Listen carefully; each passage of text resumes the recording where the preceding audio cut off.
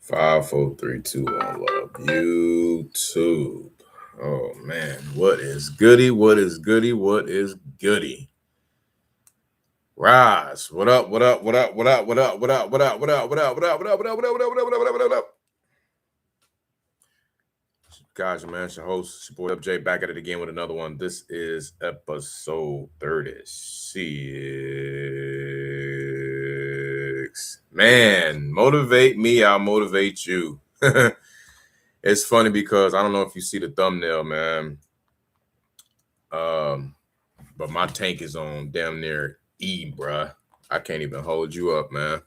I kind of wanted to talk about that and how to just really get over that, though. So it's kind of I guess I can still do that. I can still motivate you. But in this business, man, a lot can go against you. There's a lot of things that can go against you, bro. So it don't just take tough skin and consistency and resilience. It takes a whole lot, man. So for me, I'm like at a crossroad again, and I always bump heads with these crossroads from day to day. Absolutely. Luck, grit, patience, passion and patience, preparation as well. Practice if you're in that type of field, all of that stuff, man. But most of the time, on social media, YouTube, IG, Instagram, Facebook, TikTok, all that stuff, right? A lot of folks, they don't talk about the grind. They don't really go into the details of the down days and how you can just kind of get over that, right? But I'm here. I'm going to tell you about it. Okay. I'm just going to tell you about it because that's what I feel that's what my job is right now.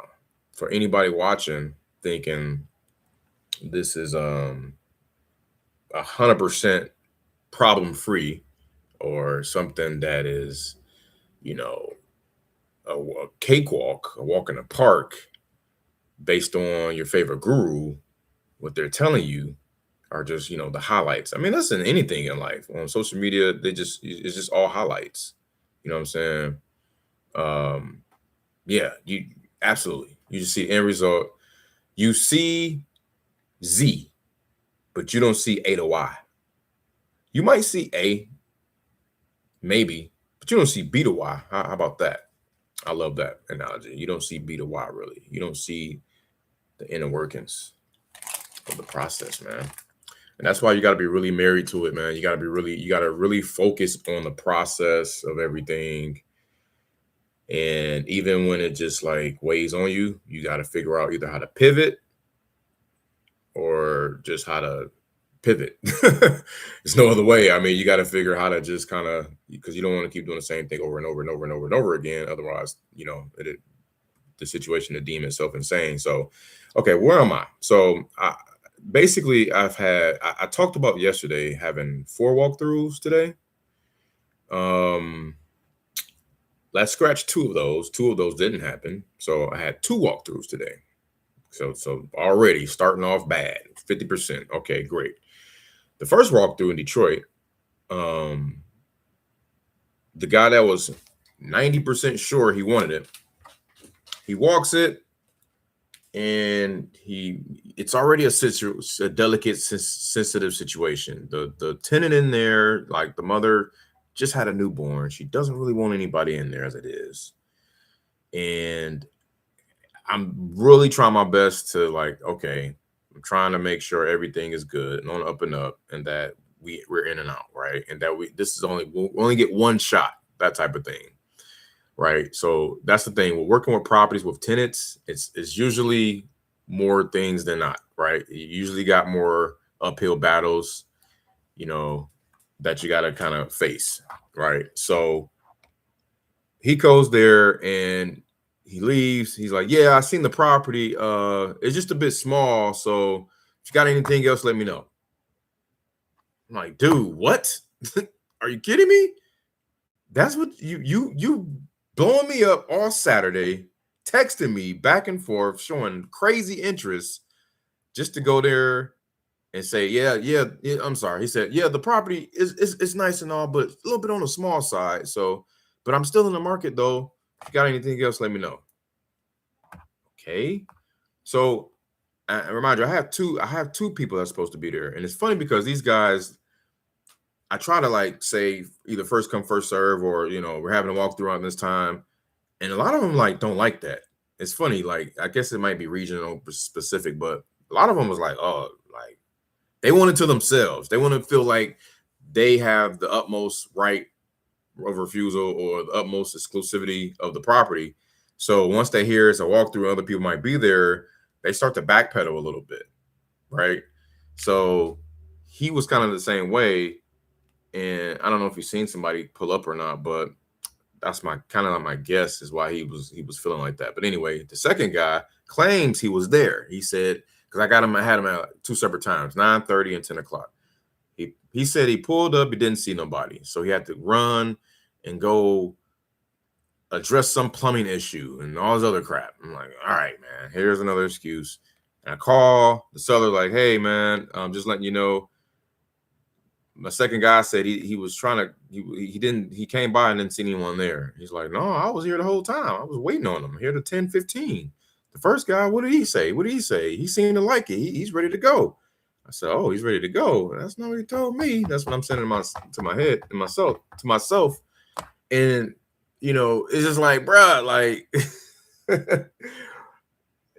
it just gets frustrating because you got to own output. You got to own what's happening. And then the seller's a little upset at me because he's like, yeah, your second guy, like he needs to, if he wants to come back out here, I don't know if I can make that happen. I told you, we're not really trying to have everybody in and out. We just wanted to have those two guys, and I had to like shrink the list down to these two because everybody wanted to see it, but it was just like different things and different signs that told me like I can't really depend on some of these guys. These two are the most serious, right? So I had to use my best judgment, which turned out to kind of probably shoot myself in the foot a little bit. So I got to own that, whatever, right? So that was the first walkthrough. Basically, didn't really pan out. Gabo, if you're watching this is that house that was already under contract from that Facebook wholesaler. This is that house. I wanted to not go through these things, but I'm going through them anyway. But it's all good. It's still a chance. It could still get sold. I just gotta brush through this shit, man. Anyway, so you got that. Let me holler at you in the chat, Ross. My bad. Yep. So I heard you can start with $10, $100 MD. You sure can. Earnest money deposit.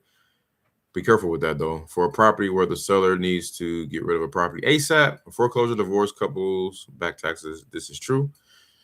Yes, it is true. But you got to be careful with that, man. You don't, when you got real life scenarios and situations like that, like you just said, foreclosure, you got timelines that are very sensitive and delicate. You got to make sure you can perform either yourself or a buyer, right? That can perform. And this is crazy because I'm talking about it real time as I'm speaking on this earlier walkthrough.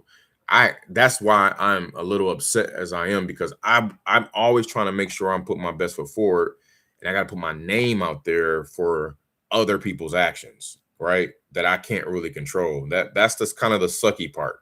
But just use your best judgment. I would say disclose.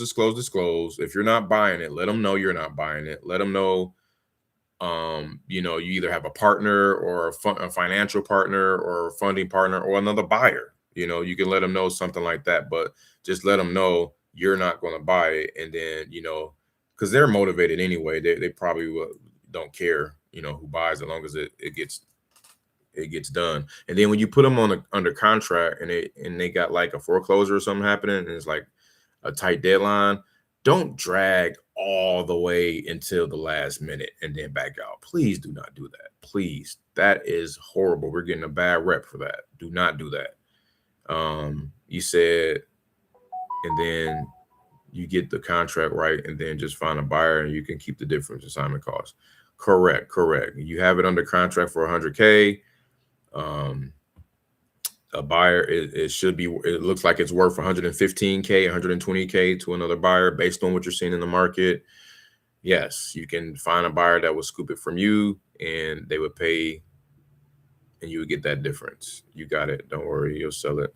Thank you, man. Appreciate that. For some reason, my thing is lagging. I don't know if I'm seeing all of your comments in here. Okay, I had to scroll up and refresh it.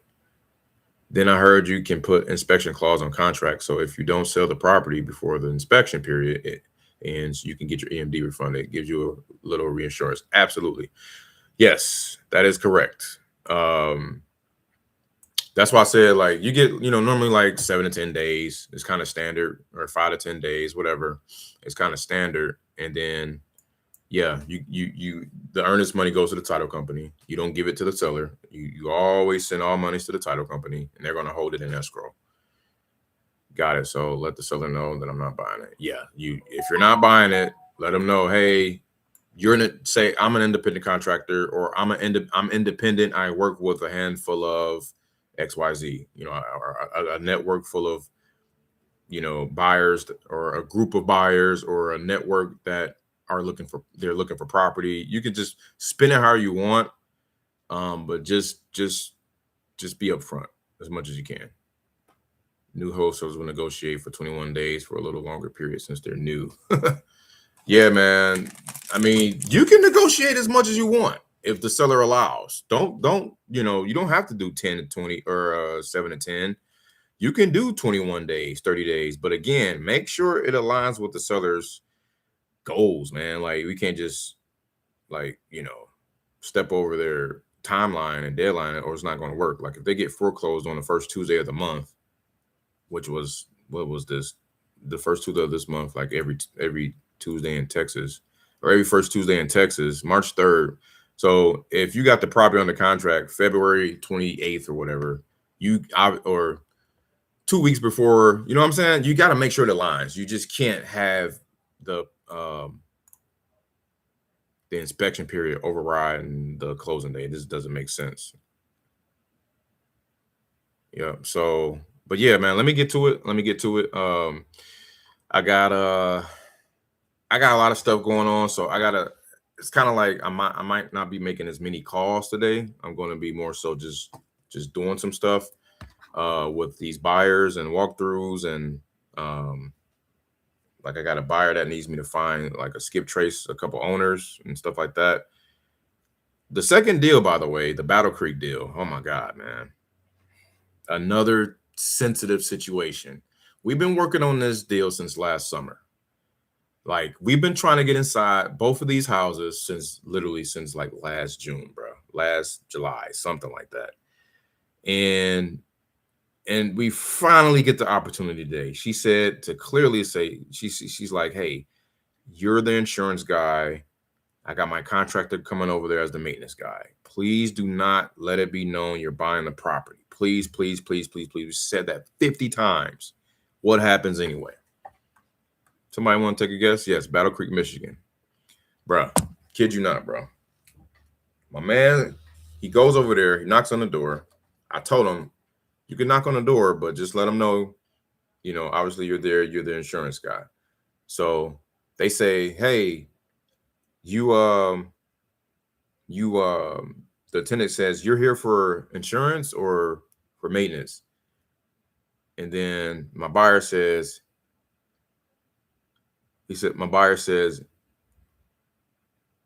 I just said yes and left it at that. And then whatever else happened, I guess he walked it and did his thing, and then went down the street to the other property to look at that one. Tell me why my seller hits me back furious. She's like, let me show y'all. She got the mean mug face and everything, bro. Like, she is furious. The tenant knows that you are house buyers. Why did that happen? You guys are supposed to be from the insurance company. Question mark, question mark, question mark, question mark, question mark, question mark. Steamy, mean face. I said, no, my guy said he was there as the insurance guy and left it at that. What's wrong? I'm getting two different stories. She knows that the offer is going to be a lot less than what we talked about. Unbelievable. I'm like, dude, you got to be kidding me. So you went in there and you blew up the spot. Like, you made it worse. Now you made it worse tenfold, because now the offer is like $60,000 less than what we initially talked about.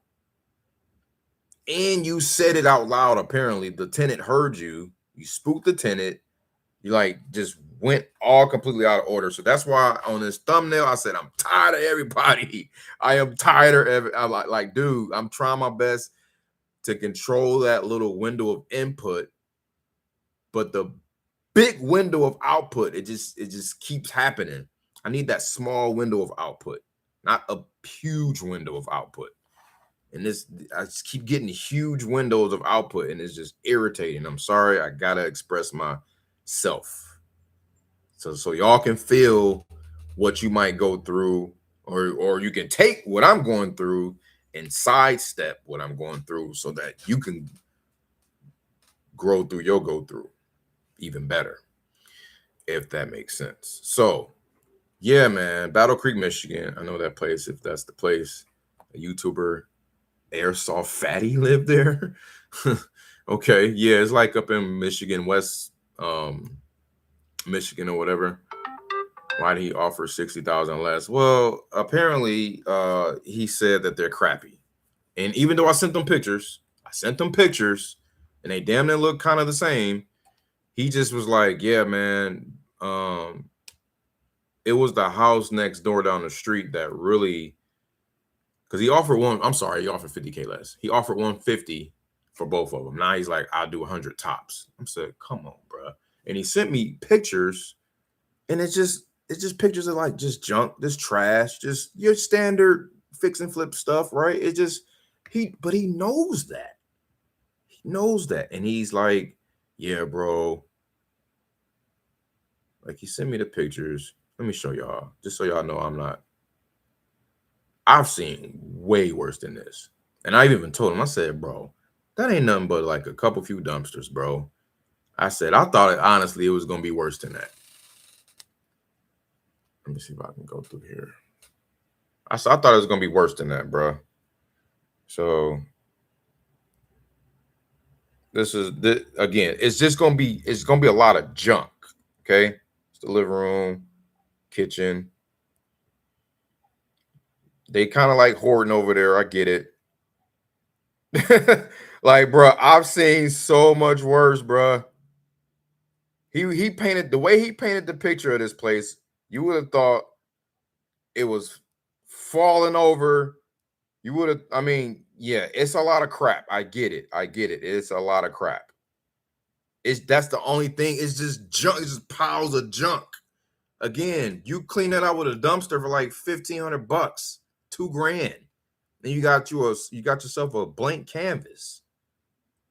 Like, dude, what are we talking about here? And I told him, he's like, yeah.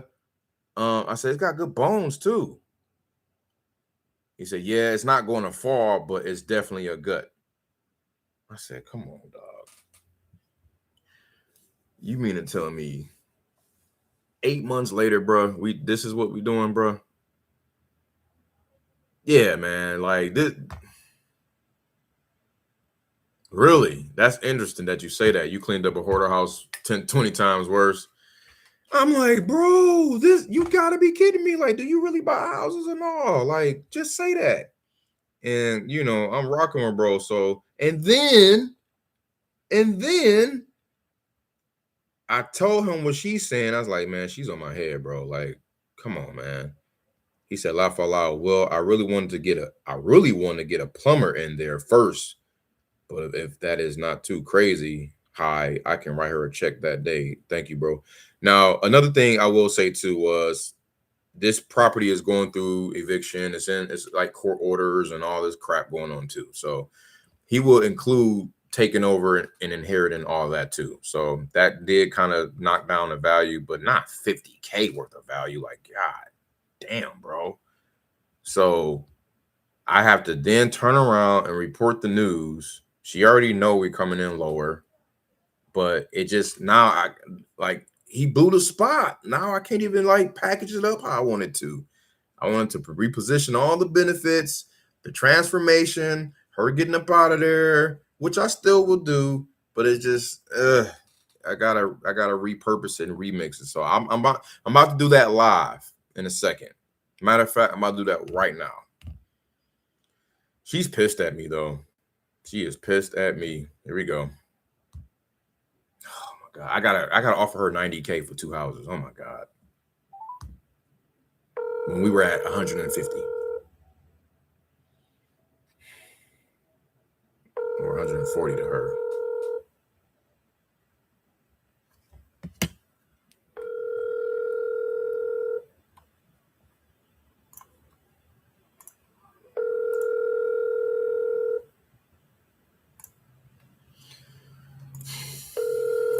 Your call has been forwarded to voicemail. The person you're... Of course it's forwarded to voicemail.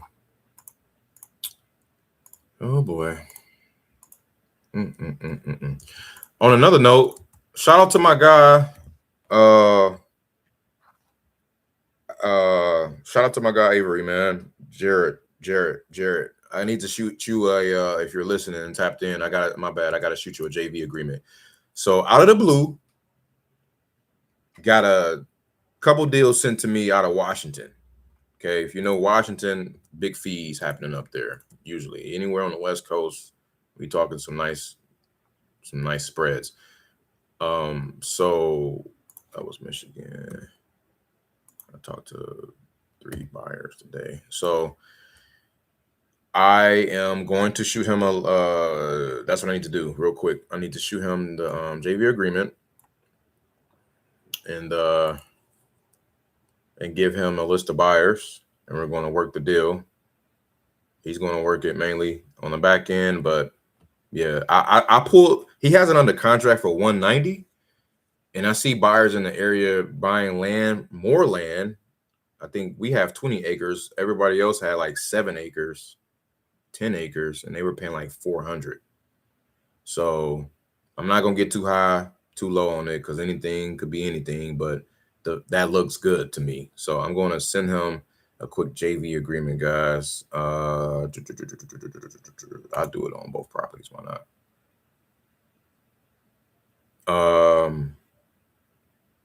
She probably wants 120. And you know what? Whatever she wants, all I can do is recounter my guy and say, look, man, she's not gonna go no less than. So if she wants 120, hey man, she's not gonna go no less than 130 on this, man. We already promised her 150. She's not coming down no less than 130.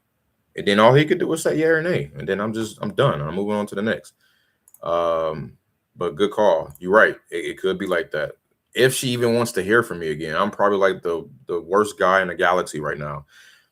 Funny story about that. When I was at the Michigan State, man, this chick, she told me I was the worst guy in the galaxy. I've never heard nothing like that ever. I was like, damn, I need to stay away from her. She probably plotting on me. Let me get out of here.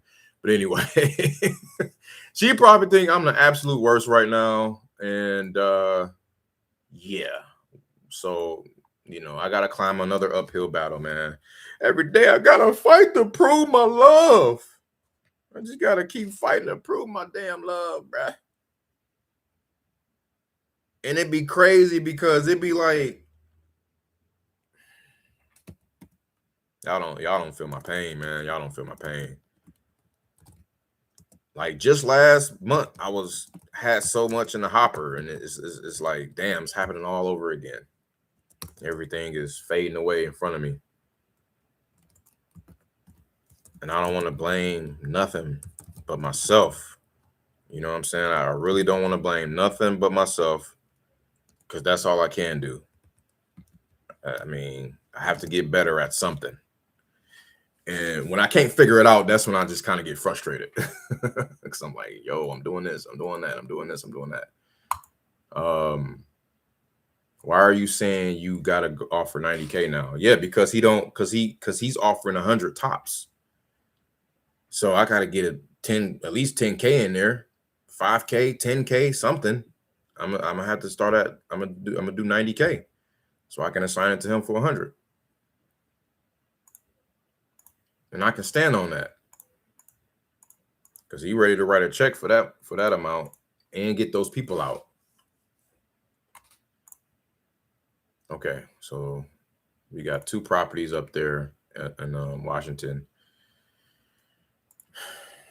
Let me write up this agreement here. Give me a second, y'all.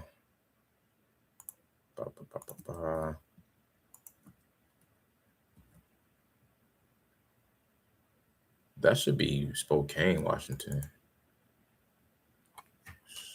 Spokane.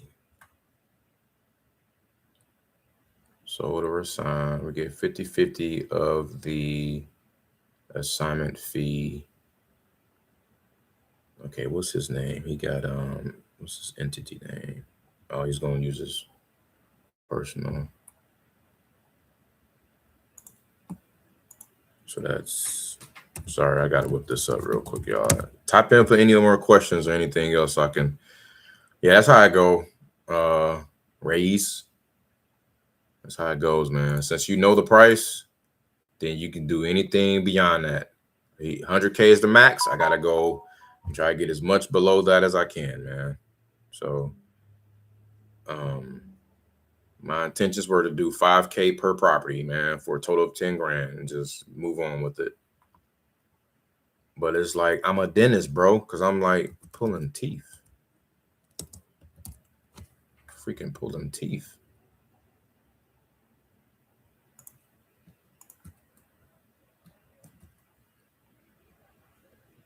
All right, so, and then it's funny because this stuff be happening, right? And then I get like some random, like this JV just came out of nowhere, right? That's cool.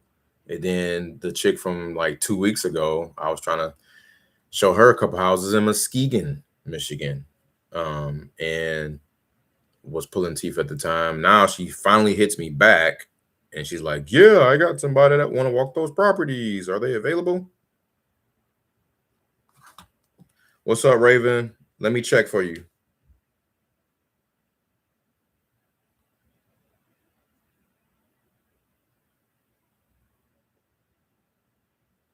And it was funny because I caught a little attitude with her in my head when she sent that message.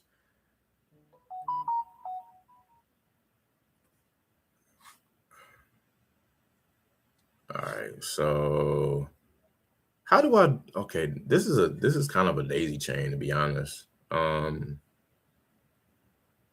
That's why I said to make sure you chop it up with her that you're JVing with somebody else. But I'm just, I'm gonna provide what I can provide. And then I'm gonna sidestep this one and move on to the next. Let me make sure I get that phone number in there.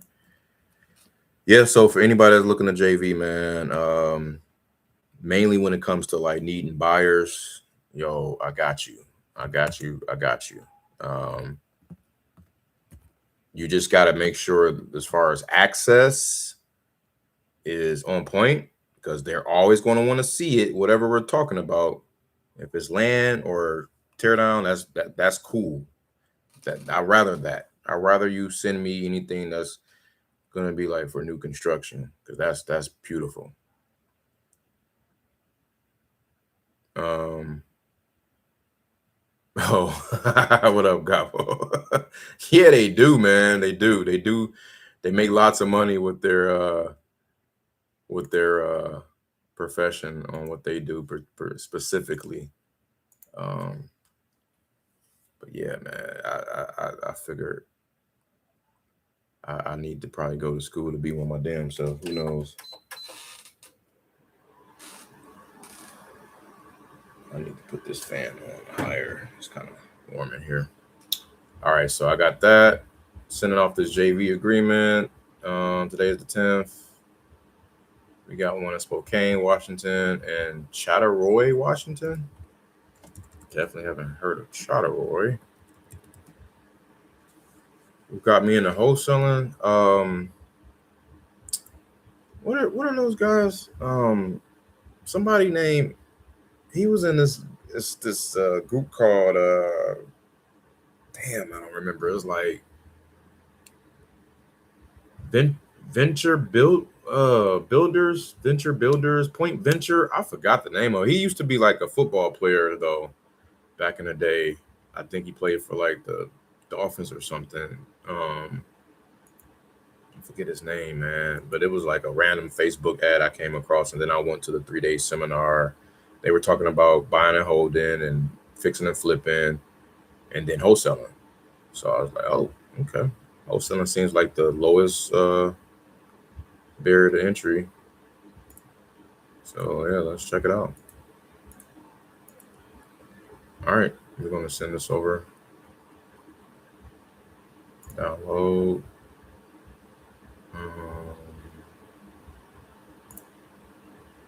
And then Stock Hub. Load this up. So I got like 3 different separate lists of buyers that I pull from that I can pull. I'm only sending him one of them for now, and then I'll send the others tonight. Wait a minute, what happened to that list? There it is. Okay, so also guys, what's in the title in terms of me being, tired of everything and everybody, right? What's next? What do I do about that? What's we can't just, it's not the problem, it's how you respond to it, right? So basically, it's really validating what I've been wanting to do all along anyways, even more. Okay. And if y'all been tuning in, I've been wanting to get into building, right, and wholesaling luxury, like big boy deals. So if I'm going to continue to wholesale, I'm going to spend my time in a very, very, very, very blue pond, a huge blue ocean, right? And then while doing that, learning the business so I can do it as an end user myself. Because like I said, I want to build. I want to get to a point where I'm building small subdivision communities. I want to build some duplexes. I really want to build a duplex out in DFW, Dallas Fort Worth area, and own it, rent out the other side, as it pay down help me pay down my mortgage type of thing. House hack, if you haven't heard of that. I mean, that's been something going on for forever, but I'm gonna try calling real estate agents for selling them AI voice receptionists. Yeah, man, you should. You should. They are definitely in need of them because they never pick up the damn phone. A lot of them don't, at least. All right, so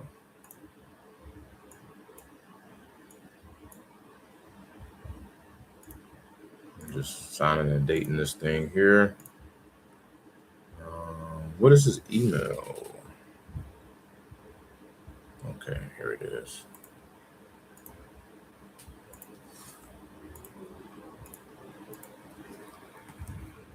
Yep. So we got again, those just joining, wondering what's going on. I'm sending over a live JV agreement for 2 deals in Washington that came in today earlier. That could be worth a nice chunk of change. Okay. Oh shit, I messed that up. Hold on.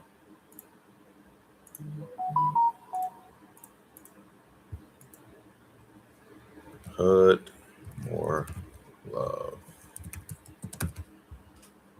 Okay.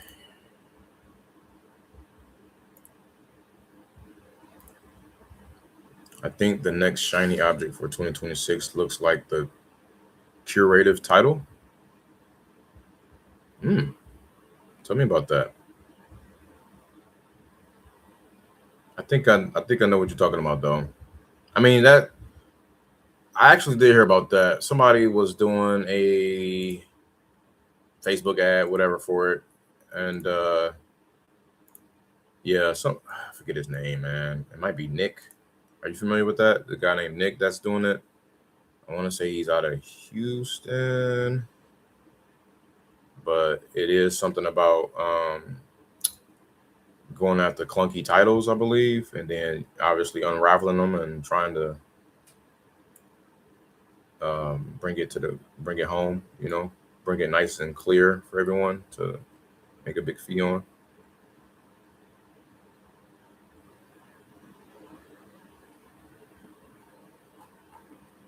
It's funny because one of my mentors taught me that, like, way back in the day, like, using public records. You can type in any county and then put OPR after it, and you can find an official public record for any property and see all of its recordings for the most part. Most of them go pretty deep, back to the 90s or so, and you can see every little thing that was recorded on that property. Now, some of them you might have to pay for, but yeah, I kind of get in my bag with that a little bit when I have to. All right, let me send this off. I've been working on that for long enough. Let me text him and tell him I sent it. Sent. JV. Sent. And then I'm going to send him this list of buyers. Yeah. Hold on. Got 14 buyers that popped up. 10 miles.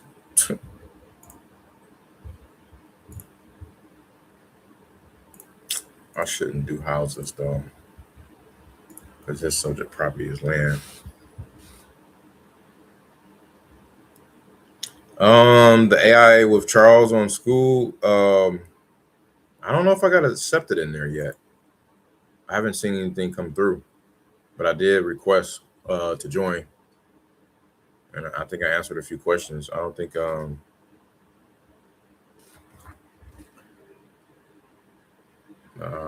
going to send you the list of buyers.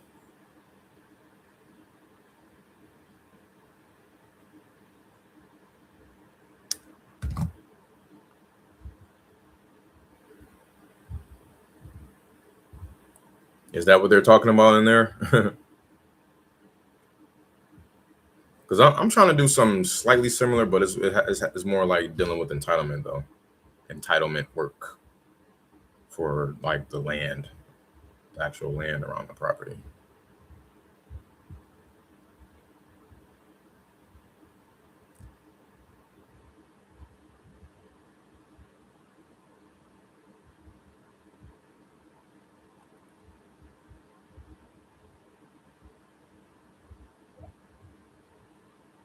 I sure will. Just getting the buyers. Let me download this, and then I'll put it in my file. Sorry guys, I got to create this real quick. Should just take me less than 2 minutes. I'm gonna time myself.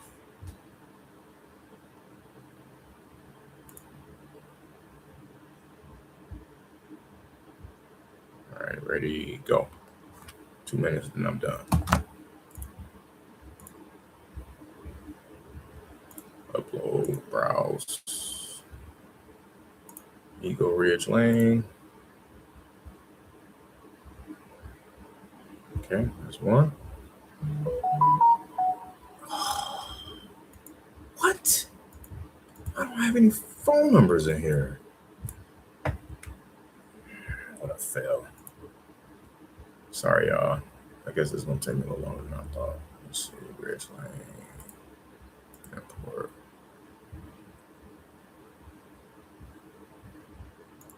Oh, that's why. I need to skip trace those.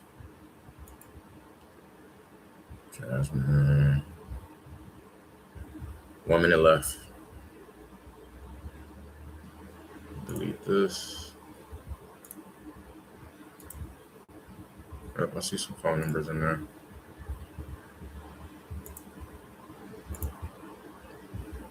Browse. Jasmine, open.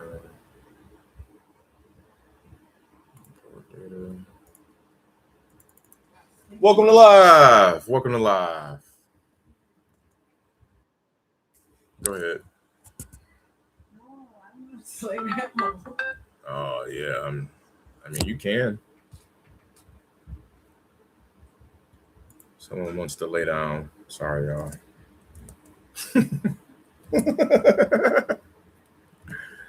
That's why. That's why.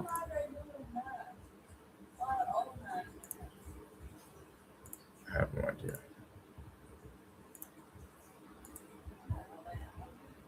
Yeah. 6, 5, 4, 3, 2, 1, 0. Perfect. I got the phone numbers.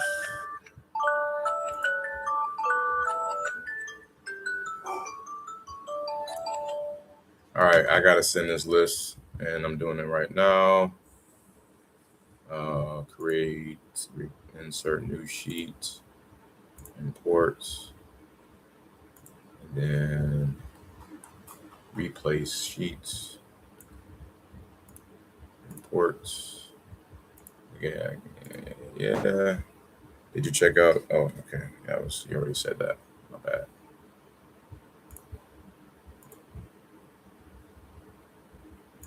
Replace current sheet. Oh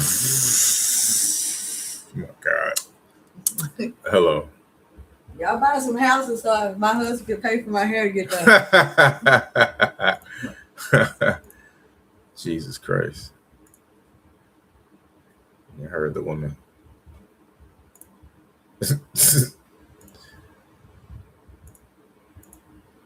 She's funny. All right. Share with Hub. There we go. So there's more stuff. I gotta, you know, that property manager guy. I gotta send him. I gotta send him 7 properties with pictures on them, but the freaking file has the price on them. So I gotta literally like say, hey man, here's the 7 properties. Just add $3,000 to the price. Like, damn. It'd be so funny. Like, it'd be the littlest, the smallest obstacles that are kind of like big at the same time. Why can't I copy this, bro? There we go. Cut. And action. Property sent.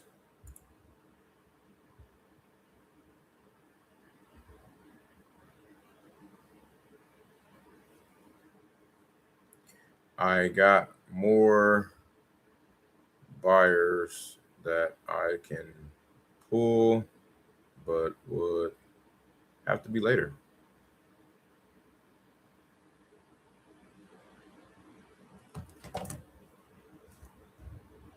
Yes, they do. Yes, she will. Oh man, I'm just here to keep the smile on the house.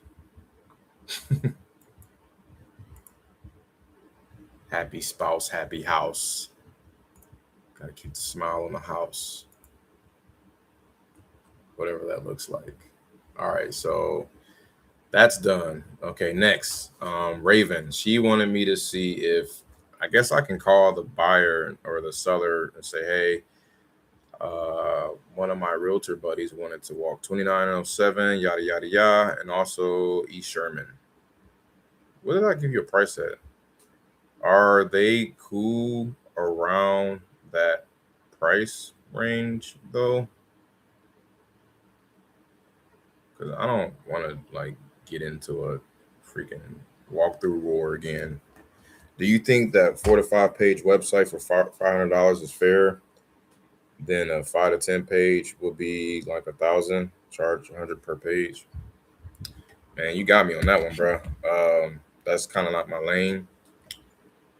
Dang. I'm trying to think. You should go to Claude and tell it don't hallucinate and tell it to tell you. Give him a role. Say he is a CFO. Tell him he's a high-end CFO and business strategist, and he comes up with ways to price for the highest profit margin on different businesses, and in particular for website design. And tell him that situation. Say, hey, I want to do 4 to 5 page website or a 5 to 10 page website based on my competitive analysis and based on what you see out there, the top 10. Give me what you see. Give me the best of what you see.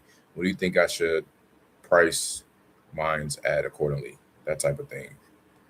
Or as a beginner, and you can just say as a beginner. Tell them as a beginner. Literally, I'm telling you, like it will know better than I know. I know that for sure. Let me. Okay. That's probably like your best bet, but I've seen people charge $200 a month and then like 500. I've seen 1,000 a month too. So you could 2-3 things could be true at once. You know, you gotta believe it though. Otherwise, they're gonna smell it. They're gonna smell it on you. Whatever you believe in.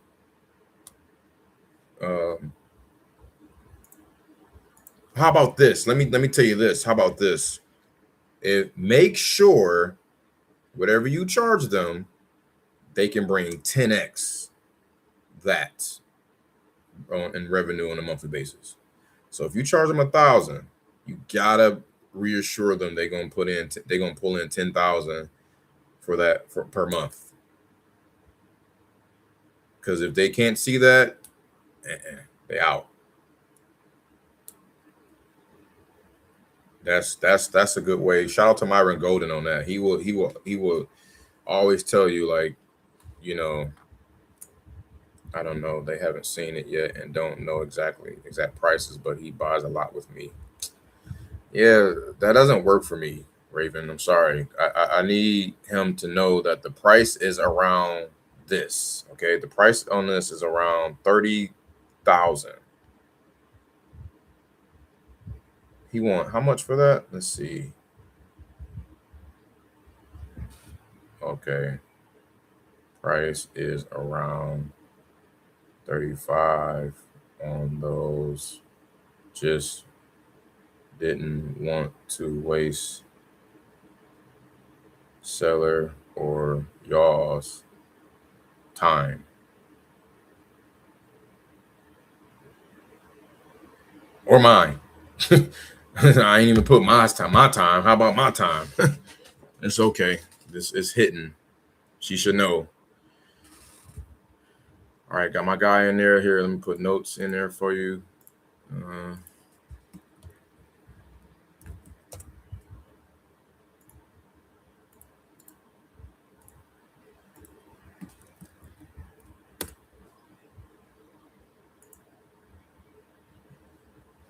All right, so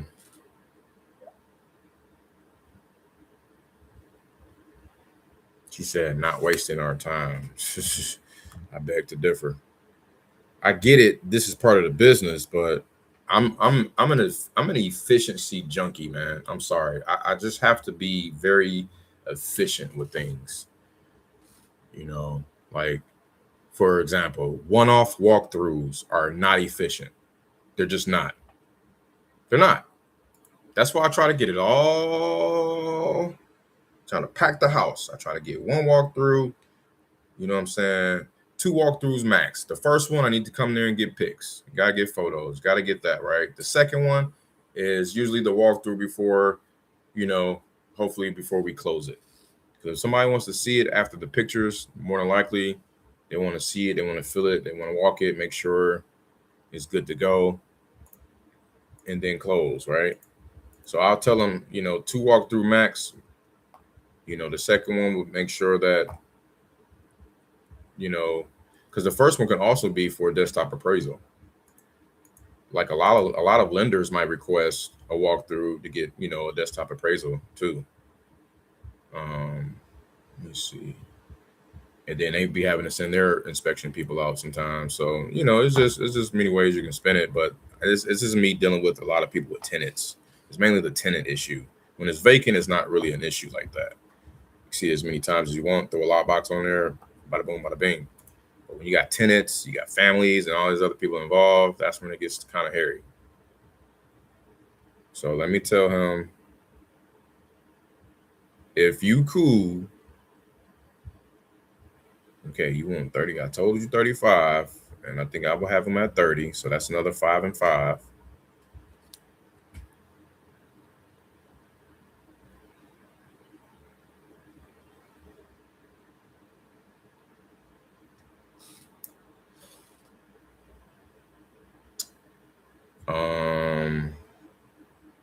Let me call him real quick. What's his name? Kenneth? No. What is his name? Marshall.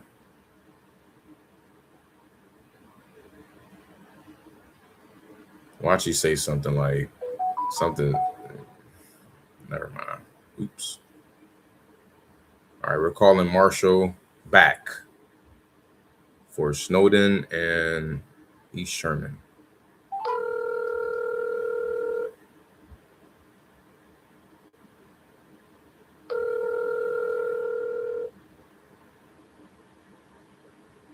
Hello. Hey, good afternoon, Marshall. Hey. How you doing? Pretty good, you sir? I'm good. I'm good, thanks. This is Winston. I was giving you a shout. Real quick. My girl Raven. I don't know if I had told you about her, but she was like one of the. She's actually a big time agent out there, and she wanted to see if she can come by the one on Howden and East Sherman. She's got somebody that wanted to take a look at it, so I thought I'll let you know, if just in case you're interested as well. Still. Howden? Oh, yeah. She can drive by. There's somebody in Howden. Oh, it is? Okay. I thought it was. So Howden, East Sherman was vacant. Yeah, okay. Yeah. East Sherman. She can ride past it, you know. Okay. So, Howden is occupied and can ride past. And then the Sherman, was the back door open on Sherman? Yes. Okay. Mm-hmm. And back door open on Sherman. Okay, so I just sent her that message. And if they ride past Howden and want to see about getting inside, how do we go about that? She probably have to contact me, and then I would have to contact my tenant. Okay. Basically. Sure. Okay. Don't do that. Yeah. And I told them where you need to be, so there's no hiccups. And I said, I want to make sure I'm not wasting everybody's time. And they said, okay, we're not. Right. They're like, we're not wasting, our time. We're interested. So okay. Like I said, I ain't got nothing to do. I'm retired, so I can let you check whenever you want to check. I appreciate it, sir. I just want to make sure, I'm on up and up with you. So, okay. Yeah. You good. You good. Okay. Right, thank you. No problem. I'll keep you posted. Bye. All right. Yep. There it is. All right. So, and a lot of times we be in our own head, right? I might be overthinking it, thinking that I'm wasting a lot of time, which I mean, I feel I am. Like, I have a lot to do. I got a lot of leads to catch up with. I got, there's a lot going on, right? And for the most part, I'm 1.5 man banding it, or I'm 2 man banding it, because half a lead manager and a half a dispo manager equals one person, and then it's me. So I gotta, like I said, be an efficiency junkie here. Howden's occupied, can ride past, and back door open on Sherman.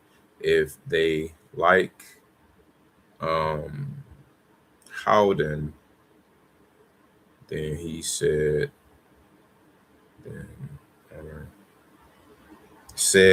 we can call about access at that point.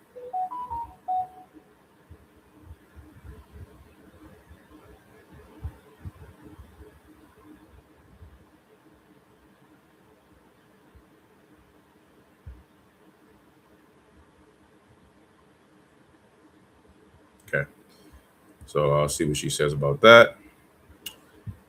Cool. So a lot of things working for me at the same time. I thought you had your sister helping you. Oh, she's on the Cali. She's in the Cali wing. She's in she's holding down the Cali market. So my bad. Sorry, big sis. My guy called me out and said you're not helping me. But no, honestly, she's kind of got her book of business she's trying to drive too, because like I said, she just hung her license out there at a pretty good brokerage apparently, and she's boots on the ground. She's beating the pavement and stuff, door knocking and doing some things, and she's trying to get her feet wet on some listings. But every now and then she will attack some of the book of business and clients that we got in our CRM as well. So that's that. Oh, Claude said that, bro, that you should charge that. Oh well, hey, there you have it. If that's what it is, that's what it does.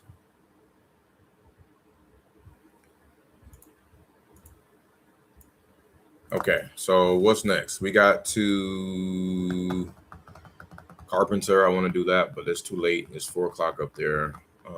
So let me send. Now I gotta send 7 properties over to my property manager guy.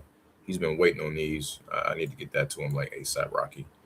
So while I call, ooh, and then we got Carlton, man. I gotta lock that up. So the property that I was at the other day where the freaking dog bit me, that's a deal, right? That's a deal. And I can't believe this, man. Like, this is crazy that I'm talking about this, but I need to lock that up, to be honest. The only thing with that is I gotta double check some stuff because it is in the flood zone.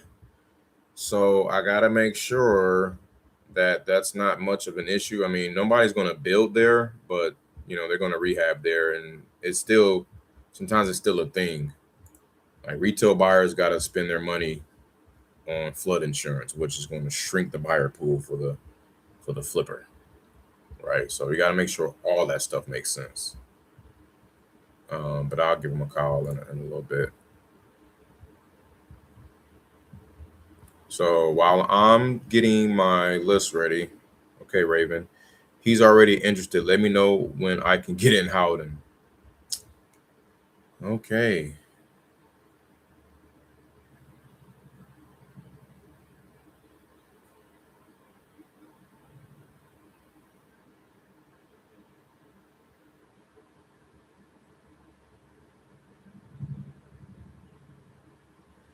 They mentioned that they want to get inside of Howden. Let me know when we can.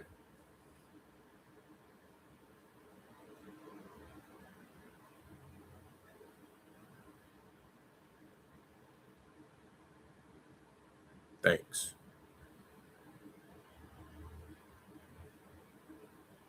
Okay.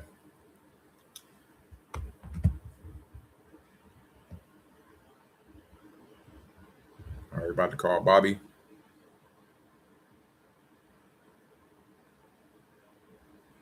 Bobby out of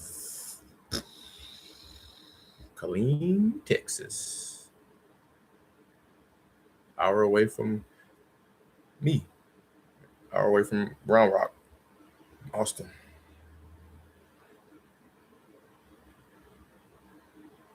So I'm calling that while I'm getting these properties ready for Chris, the property manager. If it rings.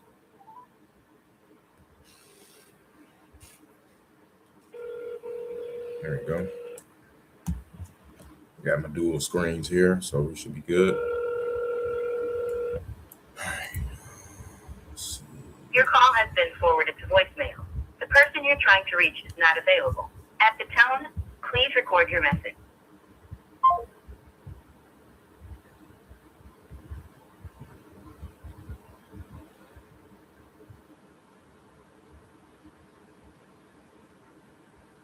Double tap.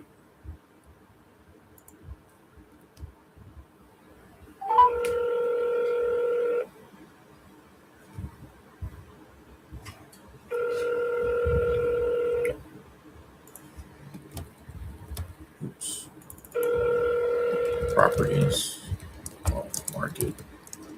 Your call has been forwarded to voicemail. The person you I left them on voicemail last time. We're gonna keep it moving.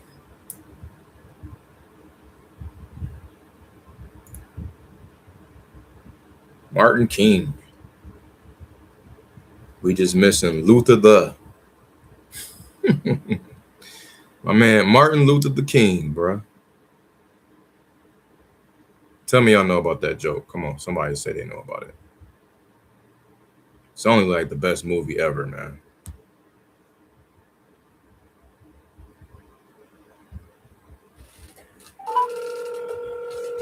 All right, let's see. He is out of Longview, Texas.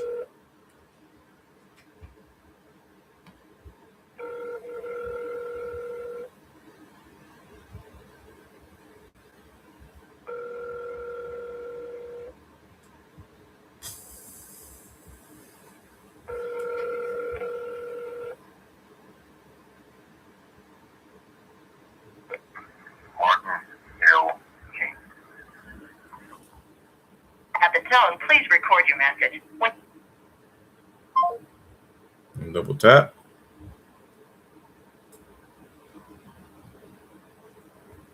Oops.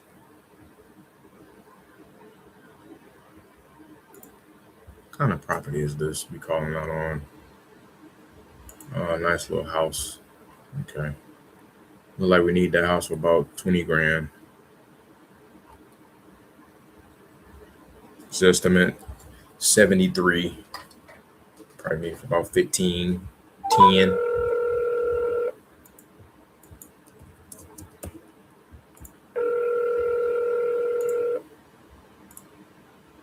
Oh. Let's write it down, man. That's too much. Duh, what am I doing?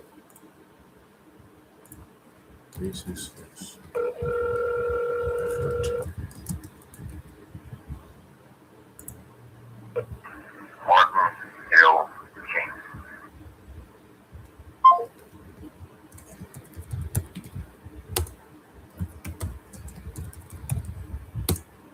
All right, next we got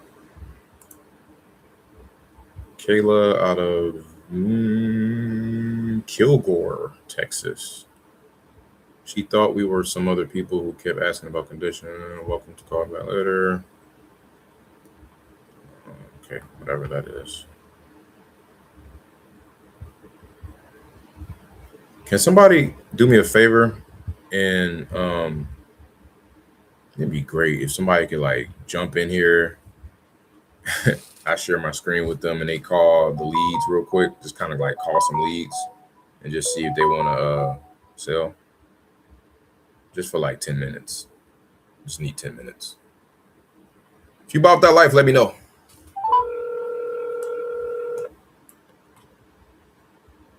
I'm calling Kayla out of Kilgore, Texas. About property on Roberts. Hello? Hey, Kayla, how you doing? Fine. Good. This is Winston calling back regarding the property on Roberts. Winston, Oh, we talked a while back. Yeah, how you doing? fine. Good. I was calling back about the property on Robert Street. Did I catch you at a bad time? Well, no, it's just that I have a meeting with my accountant. I'm going to decide what I'm going to do, so I can't give you any answers right now. Oh, I understand. And I'll be meeting with him the next couple of weeks. Okay, so I should probably check back after that or sometime in April or whatever? Yeah, okay. That would be good, yes. Sounds good. Okay, I will do that. Best of luck to you on that. Okay, All right. thanks. Take care. Thank you. Mhm. Okay.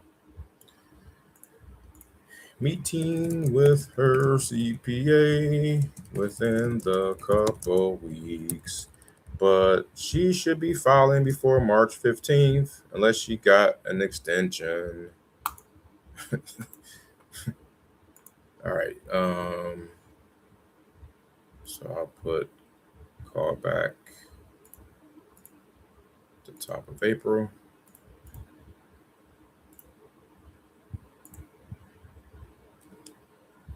April is the month legends were born, in case you didn't know. All right, we're gonna move on to the next.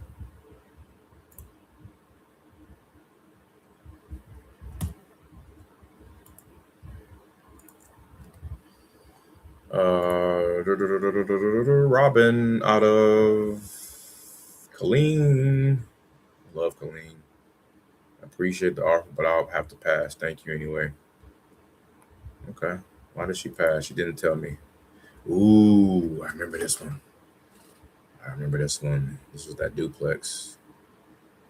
Oh my God. This reminded me of that time I had a duplex. Oh my God, man. I've had some of the wildest stories, y'all. Like, when I was first starting, man, I was so mad and take advantage of this. Hi, if you record your name and reason for calling, I'll see if this person is available. Calling for Robin. Hindsight 2020. Check me out, bro. This guy said, I'll let you buy this duplex for Please stay on the line. I think he said for like 1,000. He said 1,000 down, and then give me 9,000 over the next 2 years, for a total of like 28 or 30K or something like that. And then he was like, yeah, like cash him out the rest of the balance.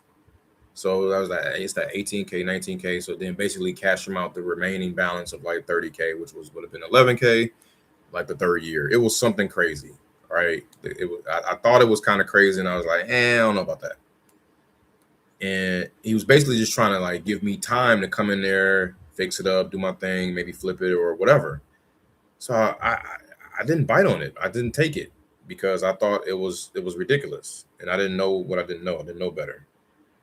And this was like during a time where values were just kind of crappy. I'll see if this person is available.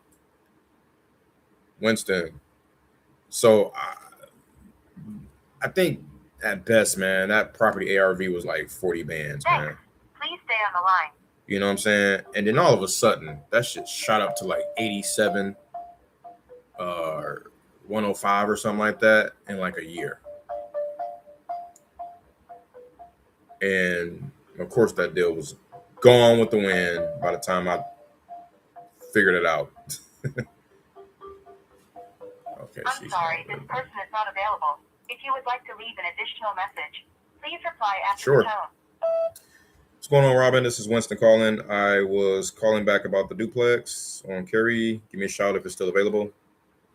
512-815-2292. Thanks.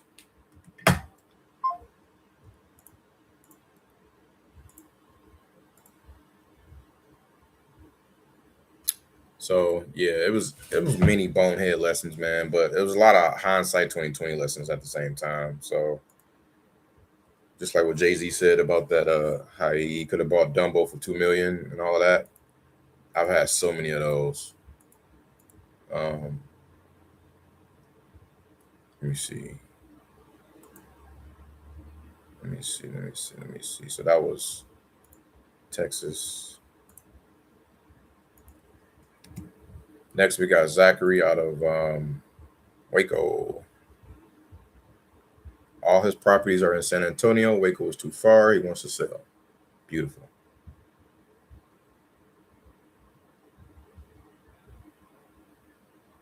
I get to tell people about my story in Waco. That's a good rapport builder.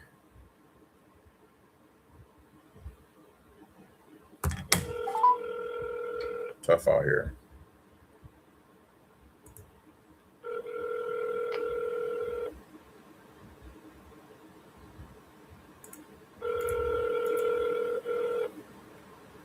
That's good.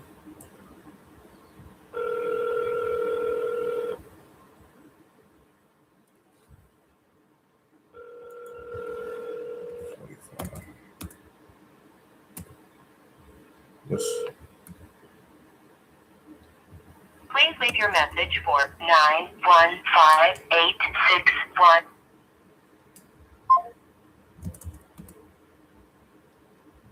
Call him back. It seemed like that could be a good one if he still has it.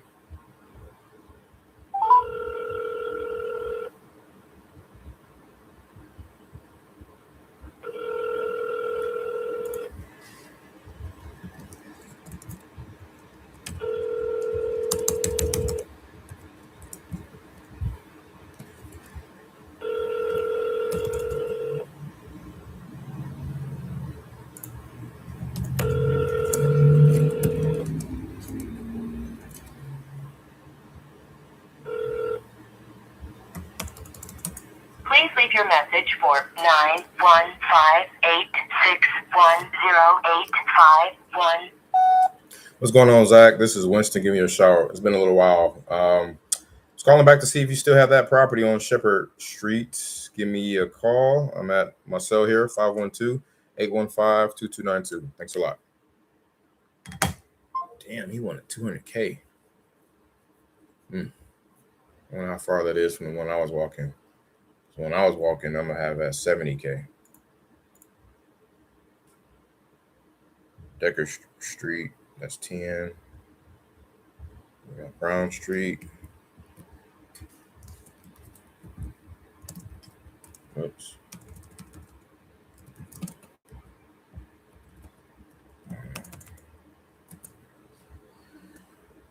Reed Street to 205. And I gotta get the freaking zip code on these. But yeah, I'm sorry. Yeah, I did. I was trying to get to you guys, let you know about the kind of the pivot. And for me, once again, I'm all about high vibrations, y'all. I'm just, high vibrations and peace of mind. Nothing like a peace of mind. And cash flow. MRR.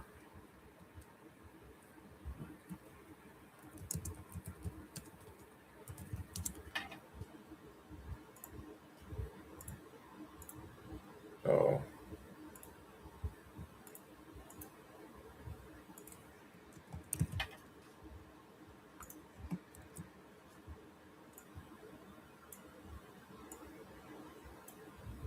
So that's her price. So I gotta throw 3 bands on each. 48. 35.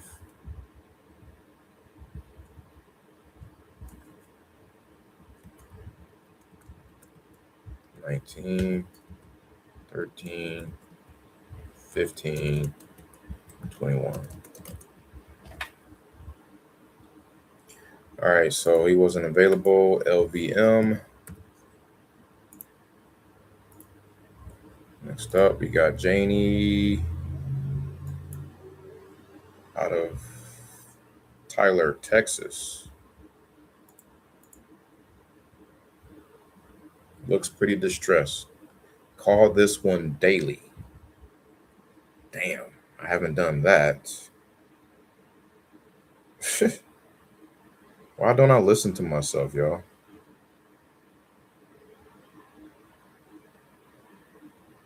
That's crazy.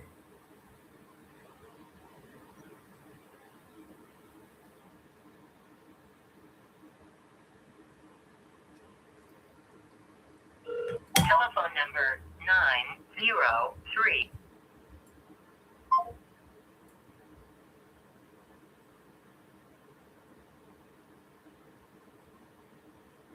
Double tap. Telephone number 9033.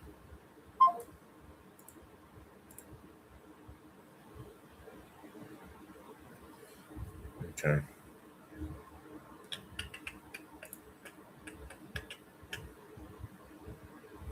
It's a 60-unit apartment complex that just got expired, removed off the market in Detroit, off Tyreman and Schaefer, 48228 area.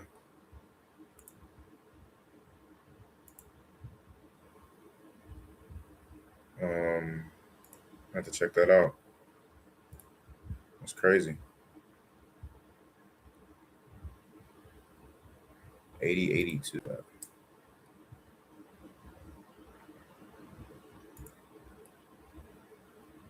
129. Uh-oh. I didn't even know this was listed.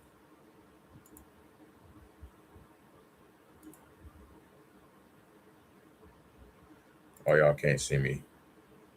Of course. What else is new?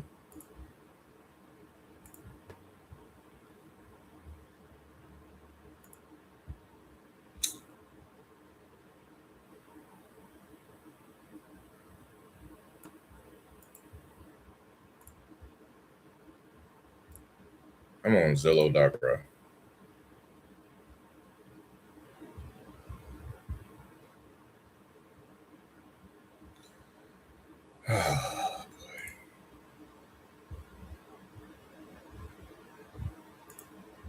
Like YouTube, man. What's up, bro?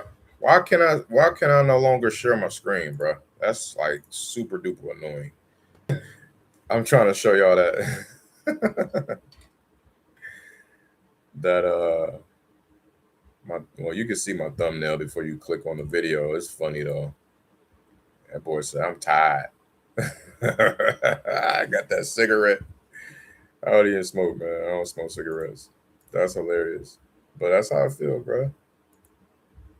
You people making me tired, bro. You buyers, you sellers. It's like I'm playing tug of war with y'all, man. There it is. I'm tired. There it is. Y'all see him? That boy tired. I'm gonna call this next one. Jane. I double tapped her. She's not available. All right, next. We got 6 calls in Texas so far. Walter out of Killeen, Texas. He wanted to sell in 60 days. And that was back in January. So he's about due. He's about due.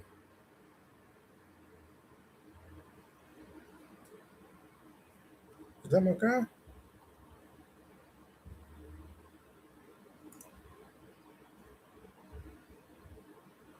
Yep, that's that one. I think our parents went to the yep, that's that one. His wife went to high school with Anita Baker. My mom was in the Army. We went up there to Killeen. That's crazy. All right, let me call my mans real quick. See what's up.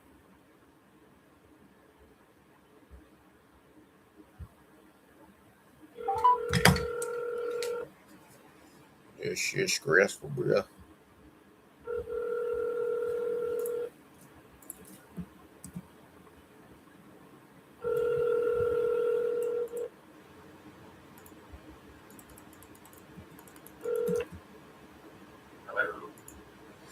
Mr. Walter. You got it, man. You got it. How you been? I'm blessed. How you been? Same, man. Another day.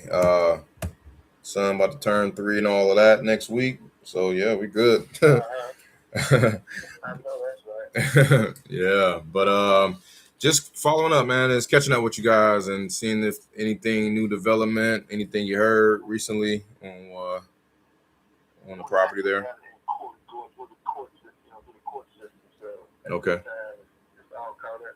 You still in the Killeen area, or you somewhere else?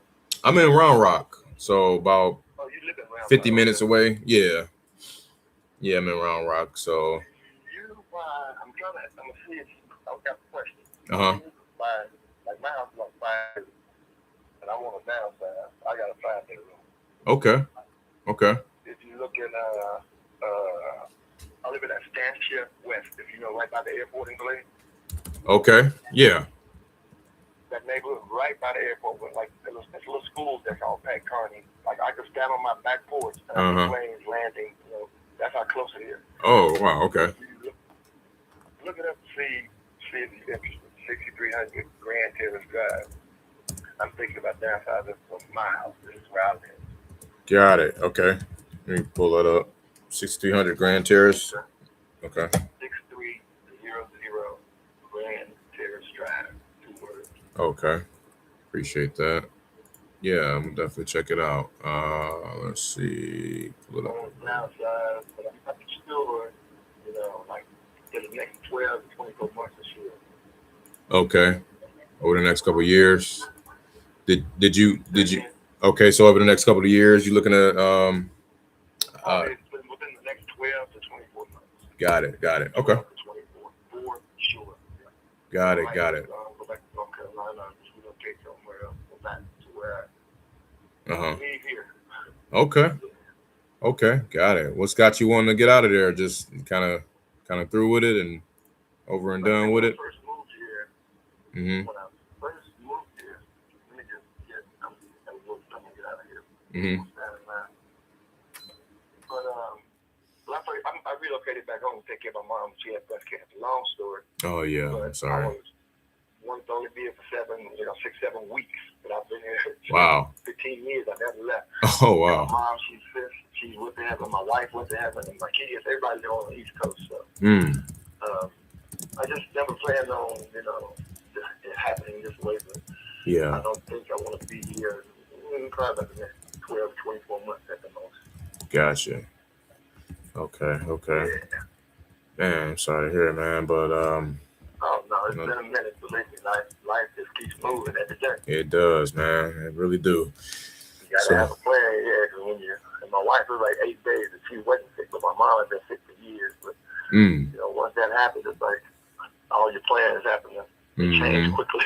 Yeah, no doubt, man. And No, I'm that could be from tough. still. I love Texas, is my home state. I'm from Austin. Blah blah blah. Long story. Yeah. But it's just too congested. And I would never live in Travis or Williamson County. It's too congested, too many people. Oh yeah. Go back to somewhere where it's quiet. I heard that, and they building a district out here by me, which is kind of like, I seen it in the paper the other day. it's about. Ooh, that traffic about to be crazy. Yep. I remember when I first moved here, I had Carolina plates on my car, and this is way back when. But this is when the tolls first opened. They wouldn't give you a toll tag if you had out-of-state plates, so you had to stop at every single toll, every single day. And I lived in Killeen. I remember that. It was crazy. I remember that. I was doing that back in 08, man. Exactly. That's crazy. Exactly. Yep, I've been out here for a little minute. Did you so this one I'm looking at and everything.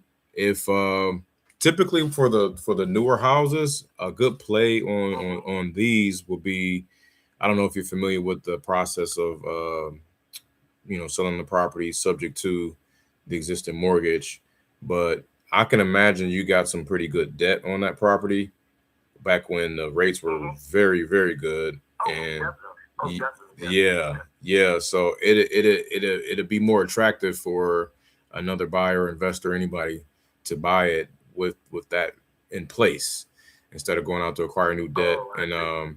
So I don't know how open you are to it, but because I know a cash offer probably wouldn't make sense, just being honest, like, because usually with cash offers, you gotta buy deeper enough, and you gotta kind of have some equity in play and everything, and maybe buy it with expectations of fixing it up and stuff like that. But again, seeing it that, I think, what was this, built in 2020? Yeah, built in 2020, and you having such a fantastic rate on it, I'm sure it'd be best if, again, we could get your money down on the property, like you get some of your equity, and then we can make payments or take over the payments rather of the note. So that's kind of like one way, and a common way that we will look at these type of properties. Okay, no problem. Yep. Otherwise, Good information. yeah, that's just FYI on that. But what were you hoping to maybe get out of it if you were to sell it today? Just to make a profit. Just to make a profit, not to make a loss whatsoever. Got it. What the offer would be. Okay, understood. So something over that 310, 320 mark or something like that, looks like. Oh, definitely, yeah. Okay. I see it. Okay. Okay. Yeah, some nice houses over there, But man. it's just something to throw out there just to see. I'm just trying to see what's available. I was a marketing major. That was my undergrad, but I just want to see, search and feel, see what's going on. Okay. Let me. I'm gonna reach out to my partner, my brother Todd, to see what he thinks as well. Okay. And see what we can come up with, either together or he can take it down himself. But again, this is just an idea. I know you're not ready right now. The numbers will be more accurate when you're closer to transitioning to that, departing from the property, honestly. Right. So whatever we say today might not reflect 12 months from now. So okay. That type of thing. Yeah. I'll just wait until you contact me back and we'll go from there. Okay, and then the other one, like you say, is in court, and they give you guys like some sort of timeline. It's gonna be a minute for that because I know. I got my attorney. She got her attorney. Blah blah blah blah blah. Yep. Understood. It's in court, so we're just gonna wait till. Okay. What's the good? Got it. Okay. All right. I'll keep you in tune. Yeah, let me know, and also whatever we can do to help. Yeah, whatever we can do to help too. In the meantime, we're here for you. Cool. No problem. I really appreciate the contact. Hope you have a blessed day, great weekend. Yes, sir. And I'll see you next time. All right, brother. Sounds good. We'll holler back. Appreciate it, man. All right. Yeah, you take care. Yep, you too. Out. All right. So that's cool. Some of these guys know me by first name, man. First name basis. I ain't too bad. Built some crazy rapport.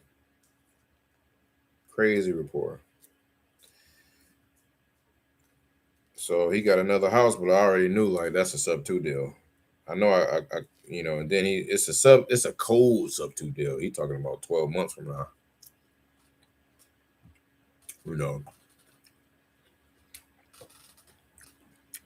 But yeah, you can't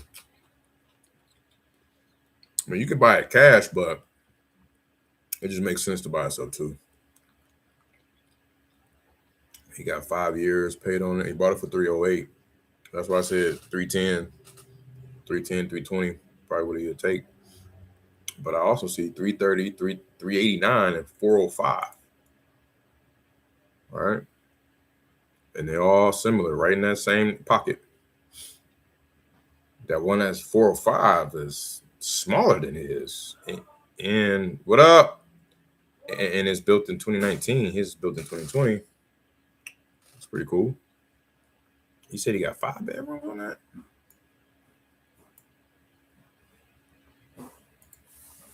Was that what I heard, y'all? 5 bedrooms?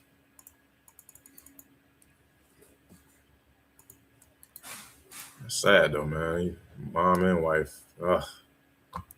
Devastated, man. Life be lifing out here, y'all. What up?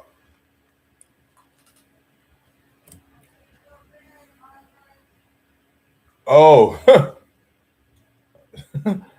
Didi in your bed.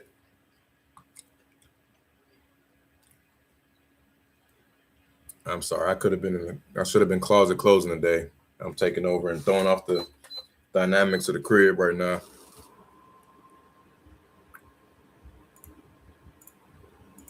All right. Let me get these other properties over real quick, y'all. Sorry, give me a second. So you want 3K on all those. Gotta make sure that makes sense though. 48507.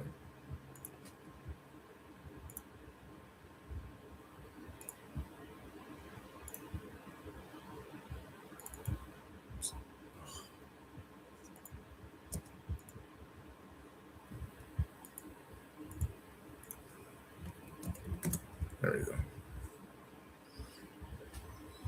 I'll take a quick note. Okay. Let me talk to ChatGPT about that last call. Spoke with Walter, said the property is still in court and it's probably going to be a while. Side note, maybe you should check the public record every now and then to see what the update is and figure out what we can offer in terms of value to help. Also, he mentioned another property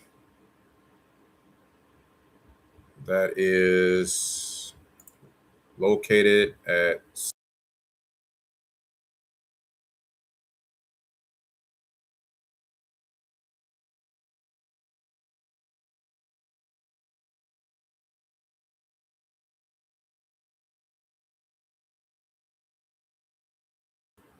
and he said that he's looking to downsize in the next 12 to 24 months. So it will be a while. And that we should maybe look into buying it sub 2. I told him about the idea of buying it sub 2, and he wasn't opposed to it.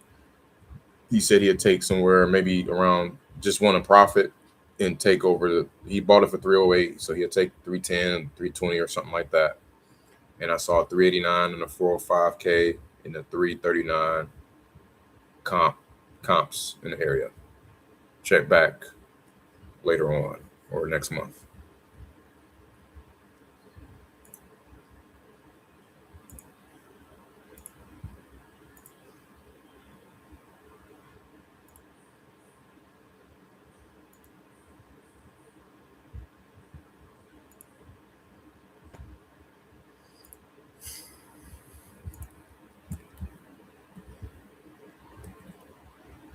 All right, let me drop this note inside here and keep it moving.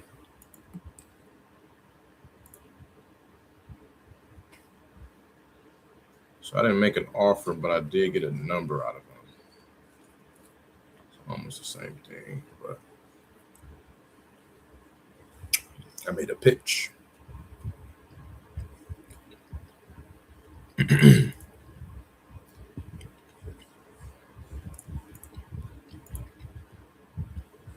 Talk to me. Where y'all from? Where y'all at? What's goody? How can I help? What do you have? What do you need? What is the best way I or we or my people can support you or y'all and your people? Put in the comments below. Let's get it.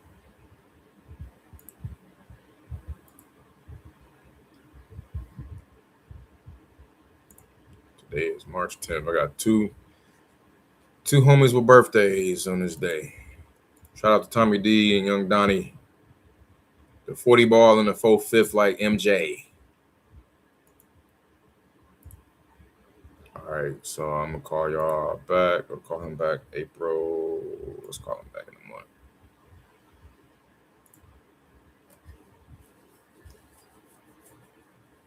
Let's see, Brother Johnson.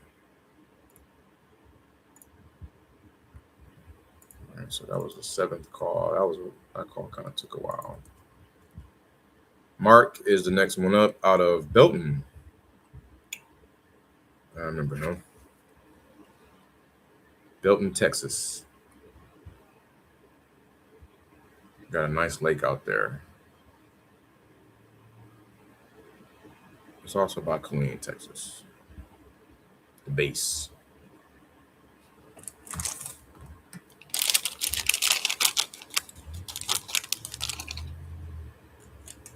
Two, 5, 4.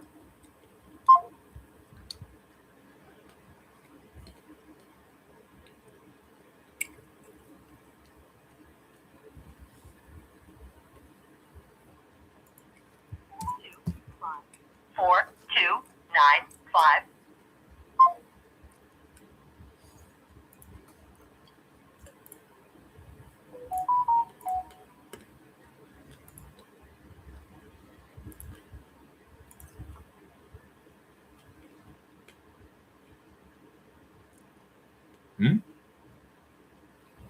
Uh-oh. Somebody hit me up on LinkedIn. Amber cracked zip. What does that mean? Your move. Okay.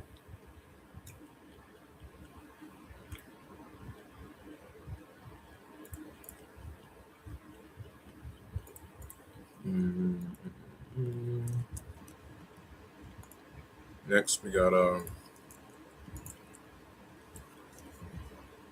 cow out of Woodway, which is something going on here I don't really recognize.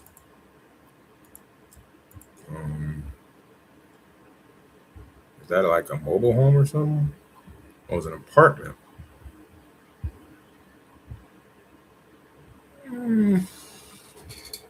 Bruh, what in the world is this, man? I can't get jiggy. So it's like a condo, I guess.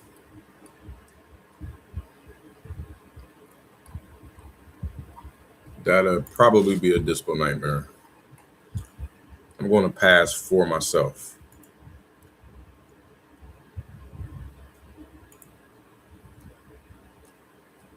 All right, we got Debbie out of Nash.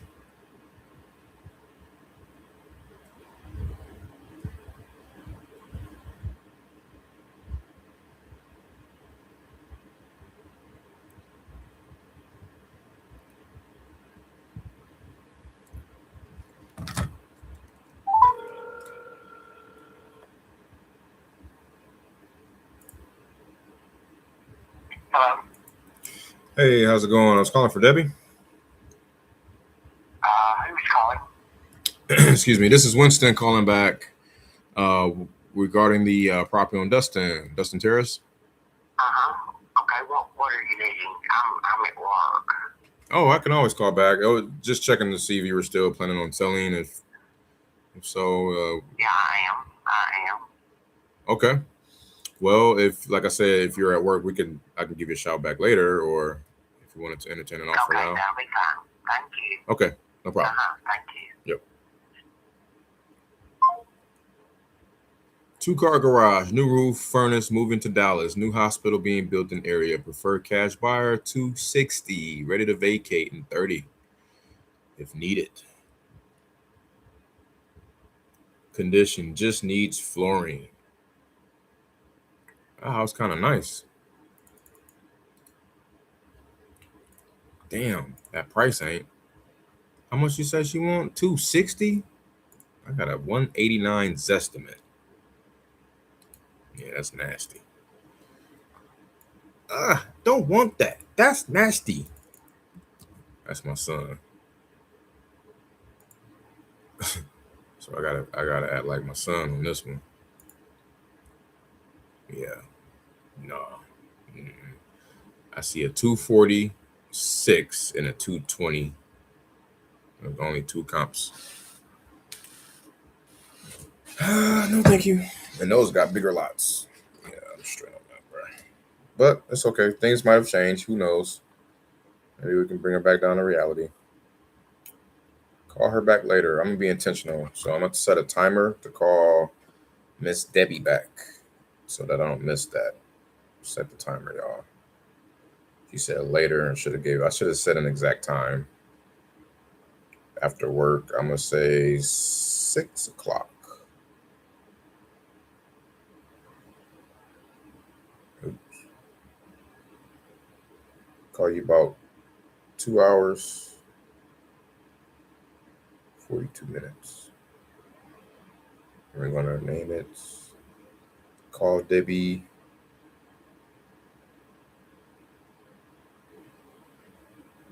Burke.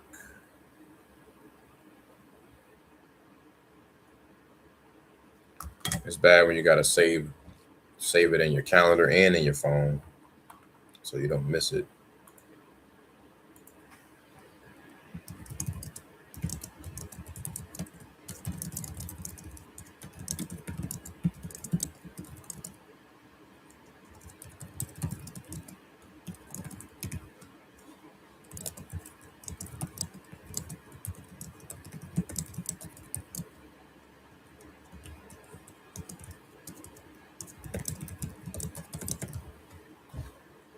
All right.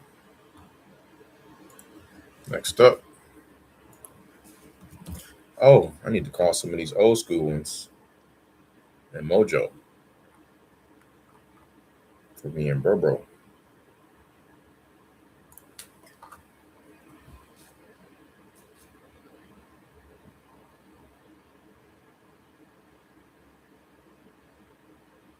So my JV guy hit up everyone on the list, no action.